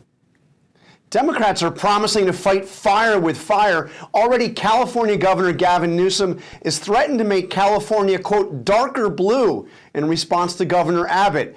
One proposed map, George, in California would leave Republicans with as few of 3 of the state's 52 representatives in the House. All right. So let's look at it in a bigger scale of what's going on, right? You're shifting. Yeah, it's crazy, man. You shifting powers around, right? You're jumping from here and here, right? Crazy. So it gets a little bit deeper than, you know what I mean, I think what we're actually seeing and stuff right now, right? So your thoughts, you know what I mean, on this move or as far as the Democrats moving. Governor Wu, I mean Representative Wu, he's standing firm. Yeah. He's standing firm, but he is shook. He's like, wow. Ballsy move. Yeah, he's not backing up, dog. Like, and like I said, Democrats did the same thing, similar. Mm-hmm. Like I said, it's the Democrats, the Republicans, all part of the same bird, and that's power. Who's leaning more? How are we flying the bird? Like, is it leaning more right? Is it leaning more left? But yeah, they just don't want to lose. You know, they don't. I mean, it goes back to winning and losing. It's not right and wrong. It's just winning and losing. So I agree with you. They want to keep as much power as much as possible. And they definitely doing that. So Nah, the power they got, they ain't doing that right with it. I swear to God. I swear they ain't doing that right with it. Nancy, talk to me. She'll be back here in a second. I'm here. All right, go ahead. Tell me what you're thinking. I'm thinking some of this stuff could have been avoided had had they not sat on their laurels and whined the victim. It's nice it's standing up now, but it could have been avoided. But this is what we have to deal with here in Texas, and especially with them trying to redistrict so that they can, at the behest of Trump and his orders. I'm just sitting back watching, trying to see, just watching to see how it all turns out, because we have Jasmine Crockett out there who's out there sounding alarm, just fighting and for people to speak up. And they don't like the fact that she's speaking out like she does, because she just be telling it like it is with such authority and such power. And then you have the others doing these little things here and there in silence instead of just standing ground and standing firm on things. Um, I think it's really sad. In Texas, of course, as long as we're under Governor Abbott and um, uh, forgive me, as long as we're under them too, we're going to continue to have these problems. And especially when they were even floating the idea of us succeeding from the United States. So we're going to, until they stand up, have backbones, and start dealing with things ahead of time instead of just waiting as if that they're helpless and they don't have any, they can't that they can't do anything, that nobody's going to let them do anything until they start learning how to just take and just do, because the Republicans have no problems with doing. They want to do something, they go and do it. If they feel strongly about something, they stand firm on it. And it doesn't even matter if they're not even in agreement with it. They will stand toe to toe in as a united front to support whatever it is that they want to push. So it's just something that you have to sit and watch. Just sit and watch. You got to sit back and watch. How it plays out. Yep. You know, I don't trust the man. We like to call here on Fly on the Wall, the orange guy, the orange man. I'm not really a big Roseanne fan, but I like how she put, you know what I'm saying, kind of like, you know what I mean, you know, let's just play it. Understand how he's able to get away with the things he gets away with, breaking the law, the emoluments clause, taking bribes, blackmailing people. He's a criminal con man. And if you grew up in New York, as I did, you knew this your whole life. We watched his planes get repossessed off the runway at LaGuardia. We watched him try to sell steaks and cologne in a fake university, steal money from charities that his family can't even have a charity anymore in New York City, in the New York State, because they had stolen money from kids' cancer charities. There's no way you can look at the facts about this man and believe in him still. You have to have willful blindness. Literally. Literally. Like, at first, I thought he was cool, you know what I'm saying, the first term, you know? Gas was down $1.78. You was at the crib getting stimulus checks. Relax, don't do nothing. The road was empty. You know what I'm saying? I thought he did great with handling the pandemic. Put some bleach in your arm. But the mass production of the COVID virus was just unspeakable, right? He did that shit quick. Quick as hell. Very too suspicious to me. You know what I'm saying? He did it so quick, he don't even take credit for it no more. Oh, you gonna start taking credit for some other shit that's coming up. I swear. So, like, okay. I'm pretty sure he's gonna be taking care of, not taking care, but taking credit of some other things. But I wanted to show another video. I'm gonna wait till it load up. But we're gonna move on. We're gonna come back. You might have said that right. You about to take care of somebody. You take what I've noticed is if you say anything about Trump, right, and you in a high position, you just so happen to get fired this month and last month. That's for sure. A lot of people lost their positions From day one. When he put his tushy in that seat, he was like, "You gotta go." What you looking at? You go too. Is he looking up?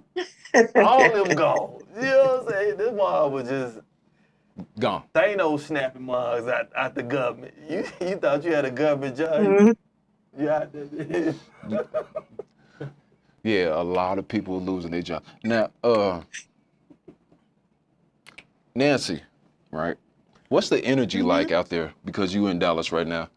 What's the energy like out there when it comes to like this political thing that we're dealing with in Dallas? Because you're there now, so it's different on your end as opposed to what we feel and see here on this side.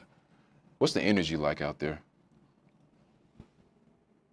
Well, I'm in San Antonio, And out here, it's the sentiments are kind of the same as mine for the most part. Let me back that up. It's kind of mixed.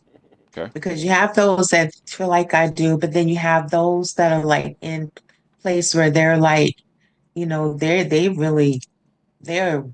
all for it.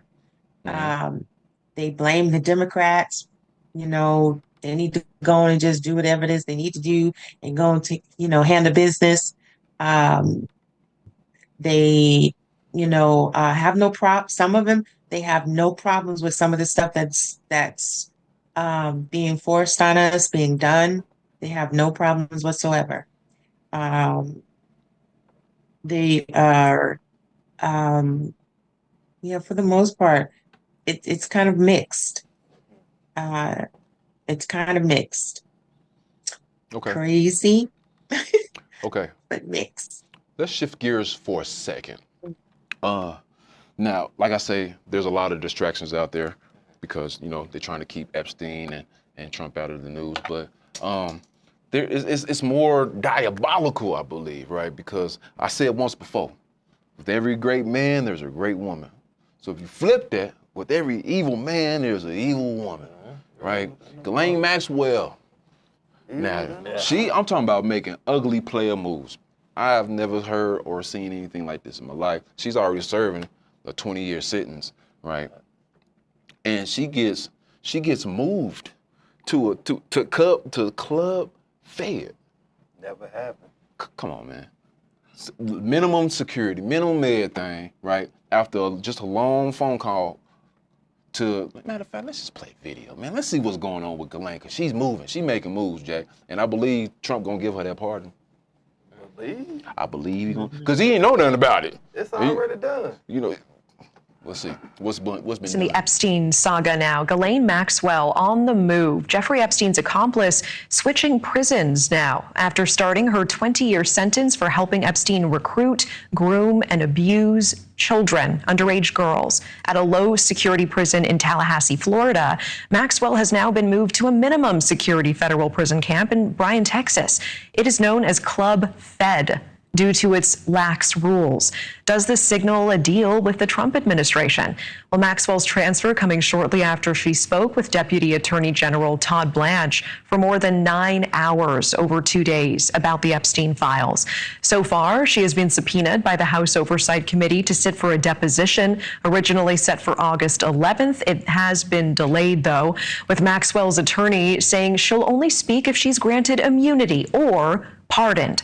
The committee already taking congressional immunity for her testimony off the table, meaning President Trump would have to have the final say. This was the commander-in-chief's response when asked about a potential pardon this week. Well, I'm allowed to give her a pardon, but nobody's approached me with it. Nobody's asked me about it. For more, we are joined by News Nation legal contributor Jesse Weber. Jesse, always good to see you. Thanks for making the time. Thanks for having me. Great to see you. So we see Ghislaine Maxwell potentially hoping for a presidential pardon here.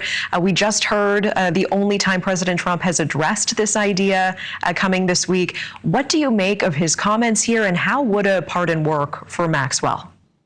It's interesting, right? Because I think the timing of it's very suspect, to say the least. She gave him an out. Right? He wouldn't give her any kind of protection, any kind of pardon, any kind of clemency if it was a year ago or 2 years ago. But what's happening right now? She is appealing her conviction and basically saying not that she's innocent, not that she didn't do it, but basically she should not have been prosecuted under Jeffrey Epstein's non-prosecution agreement that he signed back in 2008. Her argument is every co-conspirator of Jeffrey Epstein should not have been prosecuted. So her attorneys are making the argument, Mr. President, you're the art of the deal. You get it. This was an agreement. She should not have been prosecuted. And so it's giving the president an out, a way, a justification to ultimately pardon her. Will he do it? It all becomes a question of why. Because he's on that list. You know what? Pardon, baby. Your thoughts? Yeah. After thinking about it, yeah, he's on the list, and he has a vested interest in her. But if he pardons her, it is going to lead to even greater suspicion from the public. Like, well, wait a minute. You first said that you were going to investigate the Epstein file. There's people from your own cabinet who held up folders and said Epstein files next week. Then you came out and said your FBI department found nothing, that the Epstein file didn't exist. Y'all good. Then over here. Then, you know, it's just really a rabbit hole at this particular point, because either he's going to pardon her and she'll end up unalived, or on a small island somewhere. She's probably gonna be on that island that Epstein's on right now. Now, some people were subpoenaed to come, you know what I mean, to the situation. Okay. Like who? This morning, Bill and Hillary Clinton are among more than a dozen high-profile Washington insiders subpoenaed in the escalating congressional investigation into Jeffrey Epstein. After a bipartisan subcommittee vote last month, the Republican-led House Oversight Committee issuing subpoenas to several former top officials. The American people have a right to know who else was involved, whether the system really was rigged in favor of the rich and powerful. The list includes former Democratic Attorneys General Eric Holder, Loretta Lynch, and Merrick Garland, and former Republican Attorneys General William Barr, Jeff Sessions, and Alberto Gonzales. Former FBI Directors James Comey and Robert Mueller also subpoenaed. Committee Chairman James Comer is saying it is imperative that Congress conduct oversight of the federal government's enforcement of sex trafficking laws generally, and specifically its handling of the investigation and prosecution of Mr. Epstein. One name not on the list, Alex Acosta, the prosecutor who struck a controversial 2008 plea deal with Epstein in Florida. That deal allowed Epstein to avoid federal charges, serve only 13 months, and spend most days out of jail on work release. Acosta later served as labor secretary under President Trump until he resigned in 2019 amid fallout over the case. The House committee also demanding the Justice Department turn over every unredacted document related to the Epstein case. The DOJ has until August 19th to comply and says it's reviewing the request. In the meantime, sources say the Trump administration is considering releasing transcripts from Epstein accomplice Ghislaine Maxwell's interview with Deputy Attorney General Todd Blanche this month. That interview got her over into Club Fed. Man, we going to war before they release that shit. That nigga launched a strike on the Penguins before. He would. Man, come on, man. That literally told you everything you need to know. The person who gave the deal, how you let a sex offender out on work release? A billionaire sex offender on work release. Hold up, how many billionaires work? First question. You going where to work? Okay, Every day, Monday through Friday? Yeah. Speak on it. Yeah. It makes all the sense in the world. Because the man that gave you that deal, what he get? What Alex get? What Alex get? What Alex doing right now? We don't know. Well, we know that he can't be charged or convicted. You know what I'm saying? Because that's crazy that Epstein was able to pull off such of a maneuver to say, you know, anybody that's around me, they good. They good, don't even trip. That's what $1 billion get you. That's nasty. Money. Follow the money. You know what I mean? You'll find it. Like they say, just the smell of it is intoxicating to some. What's your thoughts? Because I know you got something just itching, just like, hold on. This is what I feel. What is it that you feeling? I mean, it's utterly ridiculous. Yeah. That we're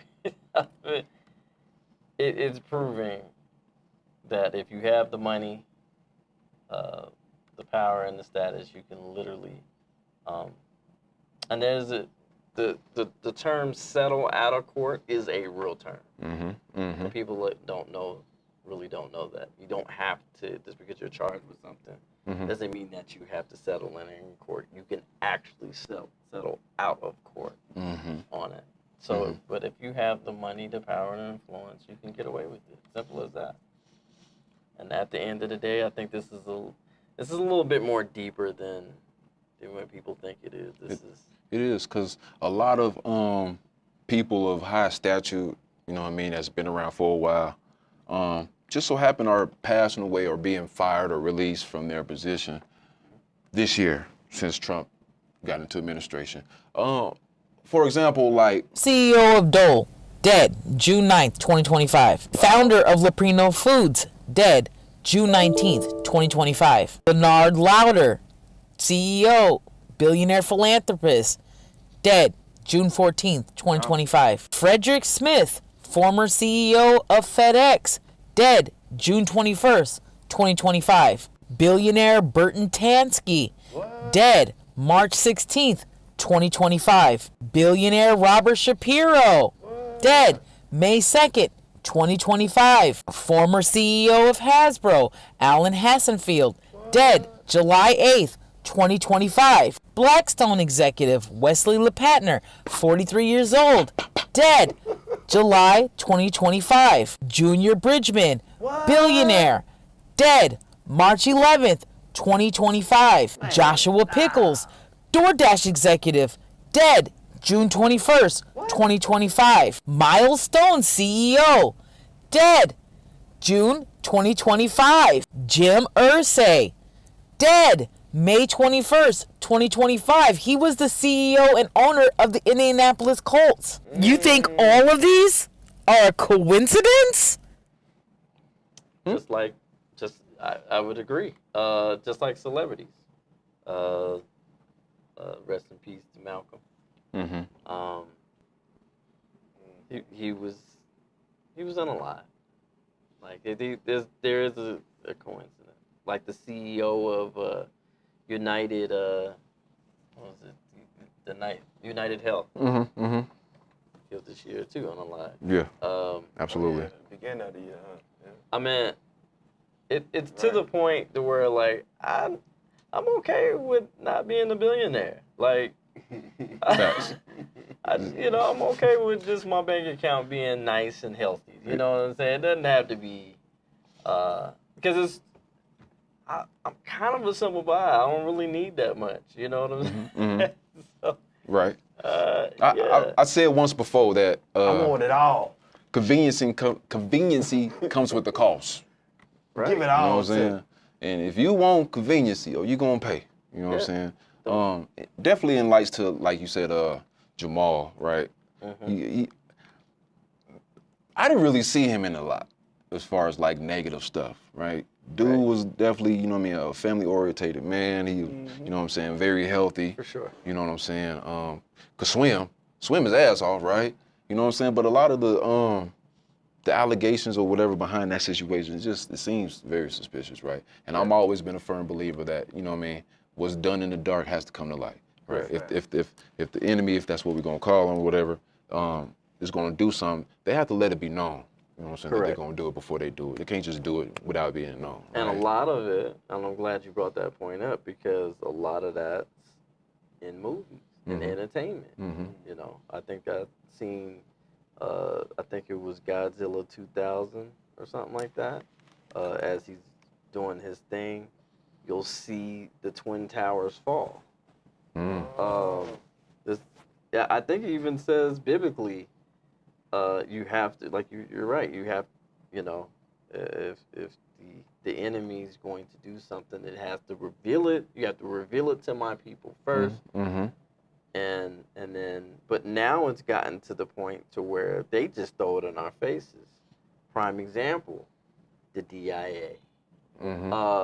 They're just like, we know that you're not gonna believe it, so we'll just throw it in your face anyway. And so it's. I like Eddie Griffin, man, because like I say, he kind of feels he feels kind of the same way I feel. right? In the sense of they gotta let us know before they do something, right? They do. Remember, pay attention, y'all. They have to let us know first before they can do anything to us. That's heavenly rules, right? That's how God laid it out for these little demon mother. They can't with us without letting us know that they're about to with us. You know what I'm saying? Facts. Yeah. Facts. So. That's 100% true. Yeah, and just in a little interview that Michael was talking in, you know what I mean? He was dealing with, Malcolm, sorry. He was dealing with some things, you know what I'm saying? A lot of people was kind of going through a period. I was having a struggle with hopelessness. Oh, okay. And it was just really, the world is in a dark place. Yeah. Why did Malcolm Jamal Warner, who was rescued by onlookers, die after receiving treatment from the Red Cross? Then let's go to the date he actually died on, which is July 20th, which is the 201st day of the year. Yeah, can anybody tell me why The Cosby Show ran for a total of 8 seasons, equaling 201 episodes? They're gonna come for you. You're too clean for this game. That's what Eddie Griffin told Malcolm Jamal Warner, not in an interview, in private. It was a warning from a real friend. And now Malcolm's dead, drowned in the ocean while on vacation in Costa Rica. But the way the story flipped around, it's sketchy as hell. First they said he died saving his daughter. That version was everywhere. Headlines, social media, all of it. It was literally Us Weekly that claimed that Malcolm was trying to save his daughter from riptide before he drowned. But suddenly the story changed, and now they're saying Malcolm's daughter wasn't even in the water with him when he drowned. And then what's also suspicious is that Malcolm's wife wasn't with them that day, but we're supposed to believe Malcolm took his 8-year-old daughter to swim on a dangerous beach with no lifeguard presence and warning signs everywhere. And if the daughter wasn't in the water like they're saying now, then it means she was alone on the beach while Malcolm was swimming.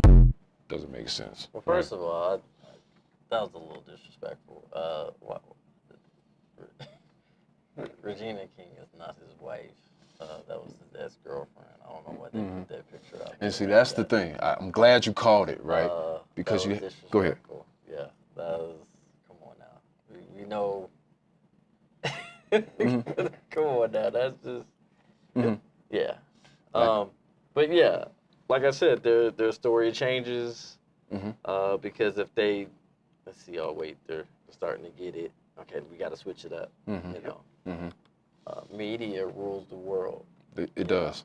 And like I say, with all the distractions, right, we got more that leads into, our next subject. Like, here's another distraction, right? Here at Adam Clayton Powell Boulevard and 135th Street in central Harlem, and people are very worried about what they're hearing.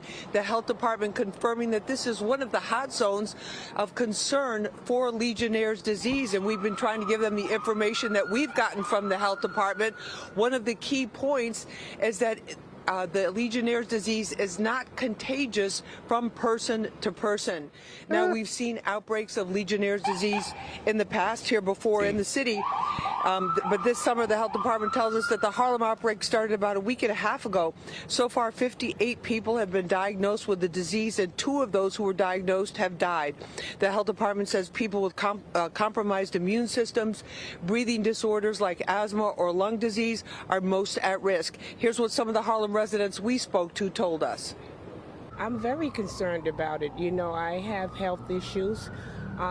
Yes, I'm very concerned about it. I hope that they're taking care of it and looking into it. The last I heard that it was like 5 area codes that are infected here in Harlem. A lot of warnings are being sent out.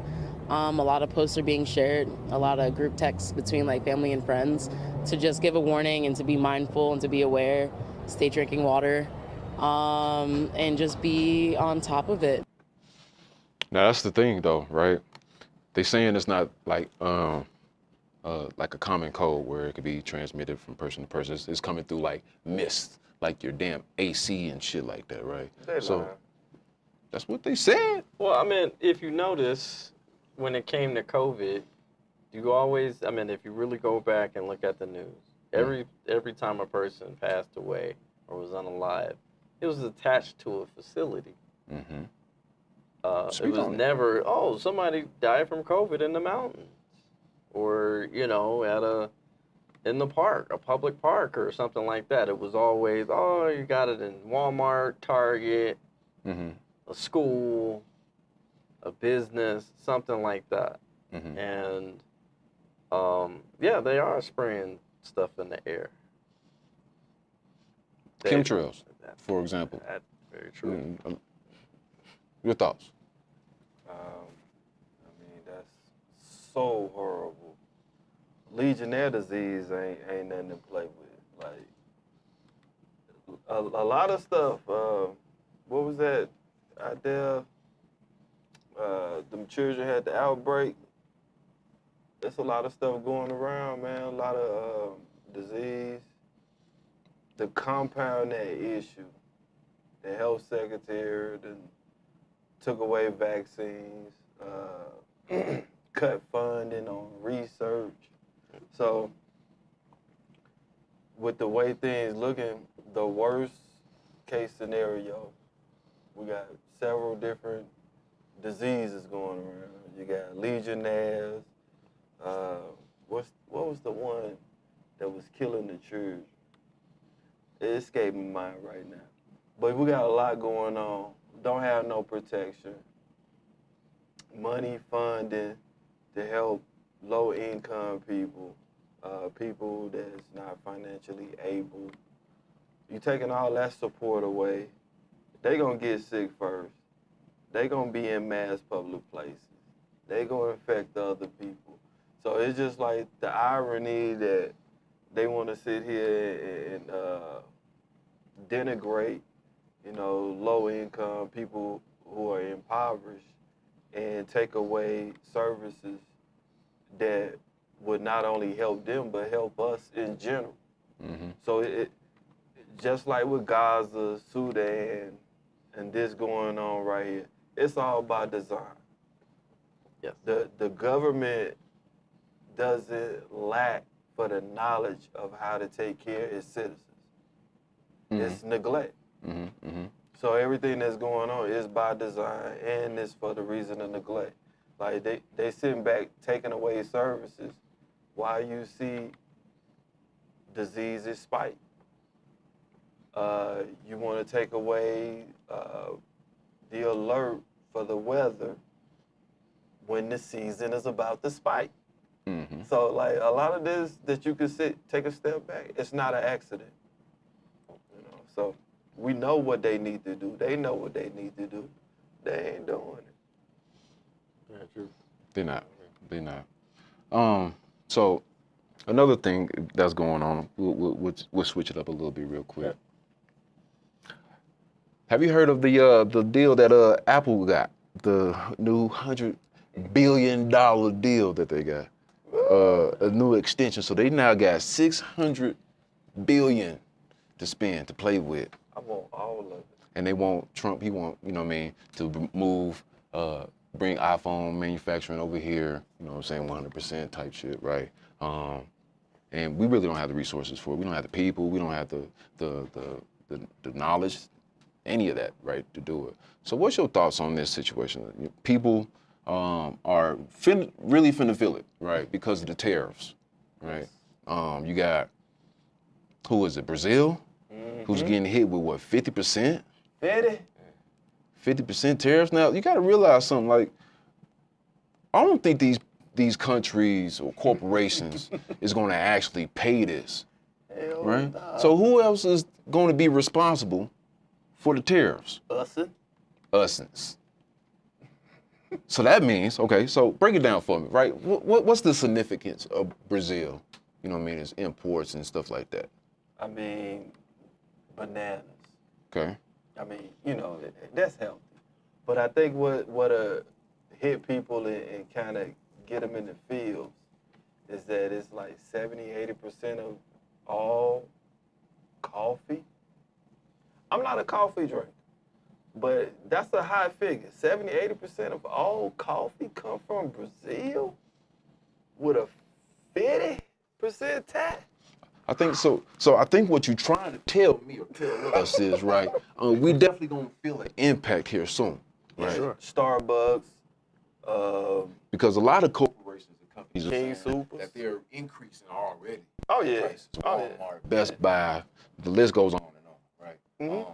But let's just dive in real quick to see what this, what they talking about as far as this $1 billion situation, this extra money that they giving, and they're exempt from the tariffs. Outside.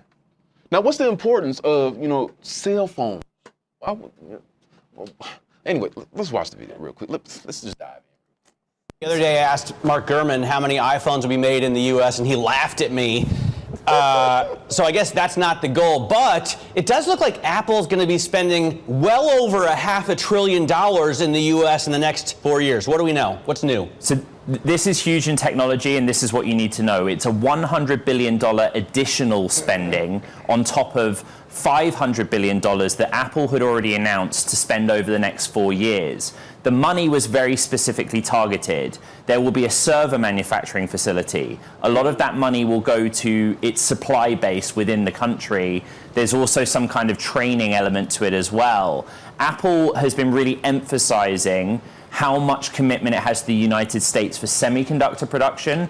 They keep giving numbers of chips that are coming out of US fabs. That's important. But what this doesn't answer, and remember, this is Bloomberg reporting citing an anonymous White House official. We think the answer will come later today.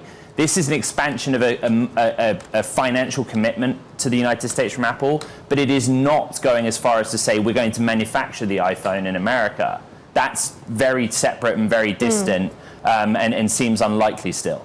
Well, you think back to earlier this year when the president warned that he would hit Apple with a tariff of 25% if it didn't move manufacturing of the iPhone to the U.S. I mean, this is political in nature. I think it's pretty safe to say that openly, Ed. So even if they don't fully move all of their production of the iPhone to the U.S., which many agree would be a little bit impossible here, at least this is an olive branch which might keep them in the administration's good graces.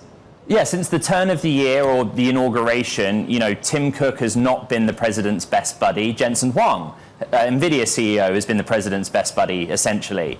And it's been fractious, and the stock in the first half of this year, Apple I'm talking about, traded reflecting the risk of the president's attitude towards supply chain tariffs and Apple's move or not to manufacture the iPhone in America.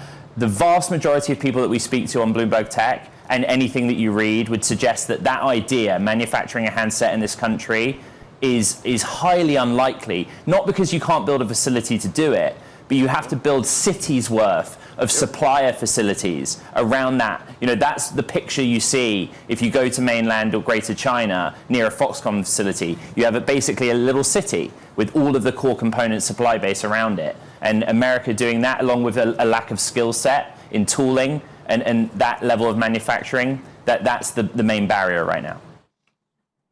Yeah. So I don't know what the rush is or whatever. The severity of the situation of having Apple here, but it has to be a little something to it. You remember that movie, The Kingsman? Yeah. The first movie. Great. You know what I'm saying? I liked it because it's shining the light on that. Everybody gets a free phone, right? You know what I'm saying? You ain't got to pay for nothing, blah, blah, blah, right? And then Samuel, later on in the movie, he hit the button, and everybody went crazy, right? And then he made mention about chips in there as well. You know, if I could find that clip, I swear to God, I'll play it right now. But that kind of reminds me of what, you know what I mean, the iPhone situation is. It's kind of like a little bit of, you know what I mean, some little fishy is they trying to brew. You called it. You know what I'm saying? It's fishy because they told you exactly what it was about, but they wove it right into the middle of the conversation. So if you don't really know what they talking about, it just went over your head. Mm-hmm. When you heard them talking about the semiconductor chips, that's national security. So that's why they need Apple to come over here, because they can't have no more semiconductor chips come from anywhere outside of the U.S.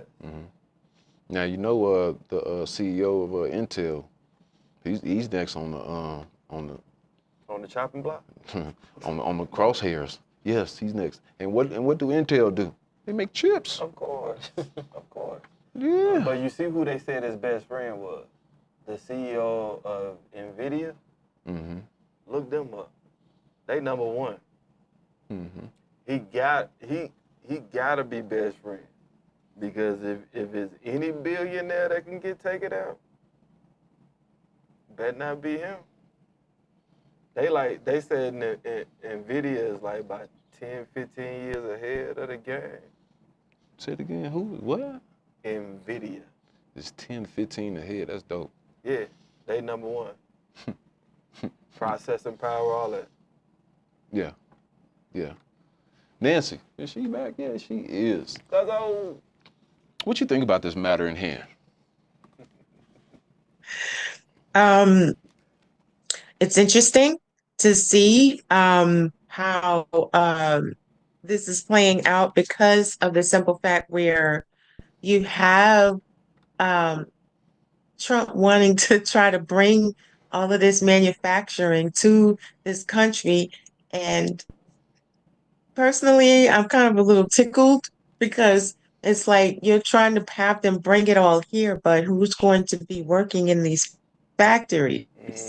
And not only that, I mean, Apple has already been working on their core chip anyway to keep bringing it back into the States. So they've been working on that. That's why they came out with, what is that, the 12E phone, where they have that specific chip in there, testing that phone out to see how well it works. So I'm just sitting back and watching and if you don't do what he's telling you to do, case in point, like with India, where he was threatening to do, what was it, a 50% tariff on them as well. So I'm just curious to see how this is all going to play out in Apple, how if it's going to make Trump happy with their little olive branch that they're going to do in trying to appease him. I don't see or understand how they're going to be able to bring all of the manufacturing here and have the people to be able to work in those factories, and especially with how advanced China's technology is, Japan, and not to say we ain't smart, but they're like way ahead. I mean, I just came back from South Africa and their technology is far ahead of ours. So I'm just curious why. I'm just watching to see how it's going to play out. That's my thoughts on it. Well, how it's going to play out. There's a trade war, and the job numbers are very disappointing, if you would. Yeah. Not even half of what it was last year, right? And this is gonna affect everybody more than they think. Just like you say, you know, when Christmas comes, you're gonna feel the impact, not only just with your regular things like shopping for gifts or food, but it's gonna attach everything, your bills, look, let's play this last one real quick. Chief Business Correspondent Rebecca Jarvis, it was a weak jobs report. It was weak, and it was also weaker than expected, George, and that is part of what's a wake-up call for the markets this morning about cracks in the economy. Last month, we added just 73,000 jobs, but the real concern is what we now know happened in May and June. The numbers were revised sharply lower. 258,000 fewer jobs were created than previously thought, meaning the pace of job creation is less than half of what it was in 2024, last year. Economists see these numbers as a warning signal that the economy is on thinner ice than we thought. And George, I have to say, I've been doing this now for almost 20 years. You always get revisions. So there's always a revision to the jobs report at the end of every jobs report. Yeah, there's no substance at all to the charge. These are rigged. Well, let's talk about the tariffs. The markets have been pretty complacent about tariffs, but the effects are starting to bleed through. They're starting to bleed through, and that's the important part. They haven't, for consumers, materialized in a significant way, even though we've now heard warnings from a number of companies that customers would start paying higher prices. Procter & Gamble just last week raised its prices this month. Best Buy, Walmart, Dollar General, and Mattel have been talking about price increases, some echoing Walmart, which said the prices of imported items could go up, but they would keep prices, quote, as low as we can. They know that customers want to see lower prices. As for the holidays, we're starting to see warnings already for things coming up in December, September. Christmas trees, for example, and decorations, the price for Christmas trees and decorations could be up by 15%, according to a survey by Axios, an American Christmas Tree Association. There were also reports of a July rush for Christmas supplies by people stocking up before prices go up. And I just want to lay out here, George, a lot of companies stocked up. And that's why you haven't seen the price increases yet. As they start to pay these higher prices and they say it'll cost them millions, even billions of dollars, that's when customers will feel it. No, you'll be watching it. Okay, Rebecca. Ooh, that's when you're going to feel it. Yeah. They just gave me a hustle. I'm about to go buy a Christmas present right now. You better get your shit now while you can. When it was, I need an Xbox. Hey, I got one for you, man. You know what I'm talking about? I need a PS. Hey, I'll let you buy it. Ooh, man, yeah, you can probably move a P5 about maybe 3 racks now. No, depending on what the economy say at the time. Look, first of all, you gotta sit on it. You gotta realize something. You paying that 50% increase. Let's look at it like that. Oh. But then you got scarcity. But they're also not. I'm sorry. Go ahead. I'm saying scarcity. But they're also not talking about the new iPhones that are also in that chip that they're that Nancy had brought up. They're going to be gaining all the details, your personal information, and everything, bank account information, all those type of things as well. Collecting all of that, what you shop, what you're thinking, because you ever, I mean, they're starting to do it now, because have you ever were just scrolling on your phone, you was thinking about, man, I should get and it just happened to just pop up on your phone just Don't like all it. of a sudden? Don't like it. Happens all the time. We could be talking about anything. Once a blue moon, they get. We could be talking about something that you ain't never talked about at all. It's gonna be on your phone now. It's gonna be on the phone. Cause it's always listening to us. It's like- politicians and governments. You know what I think about them? This. Let me tell you something, man. You see a thing named police, politician. Me not trust none of them boy, the road boy. Remember. I don't trust none of them, boy. None of them. You understand? So, now, our last little thing, right? Like I said, we got these distractions. There's a race to the moon. Okay. They want to put a nuclear power plant on the moon. Come 2030. Have you heard of Project 2030? Yes, I did hear. Yeah. Okay. All right. We'll dive into that one day. You know what I'm saying? Hopefully you come back and holler at us. You know what I'm saying? We'll dive in. I thank y'all for having me. Man, for sure. I'm honored. Man. I'm a fan of the show. I appreciate how y'all support the community, especially these kids. Making you guys are really the ones there who are covering the future sports stars and detailing that. You know what I'm saying? In great vision. You know, by the way, y'all have really great equipment and stuff. So, thank you, man. Appreciate it, man. Appreciate it. Appreciate y'all. No, so you know what I mean? There's other equipment being added, right? Okay. To the fucking moon. Like, oh God. Tell me. A new space race. This time to be the first country with a nuclear power plant on the moon. NASA is moving ahead with plans to build a small lunar reactor. For the acting head of the U.S. Space Agency, Sean Duffy, time is of the essence. To properly advance this critical technology to be able to support a future lunar economy, high-power energy generation on Mars, and to strengthen our national security in space, it is imperative the agency move quickly. Why is it imperative to move quickly? But they trying to put a nuclear power plant on the moon. Your thoughts real quick. Can I ask a question? And I know this is probably going to be an unpopular thing. Why are we still... Why are they still lying to us about the moon situation? That it never happened? Okay. with the whole going to the moon thing, who was filming it? Well, let's break it down then.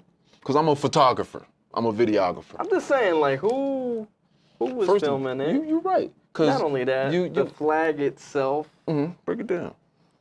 Was.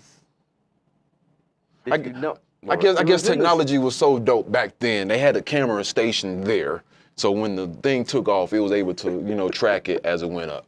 They even made a movie about it. They did make a movie about a Recently. movie. A movie about them going to fucking the moon. A movie about a movie. Right. It's the production was incredible. I would have to say that. But nobody just. Well, them big old cameras, like, who was filming it? Like, how did that get up there? Like, because them cameras were huge. Like,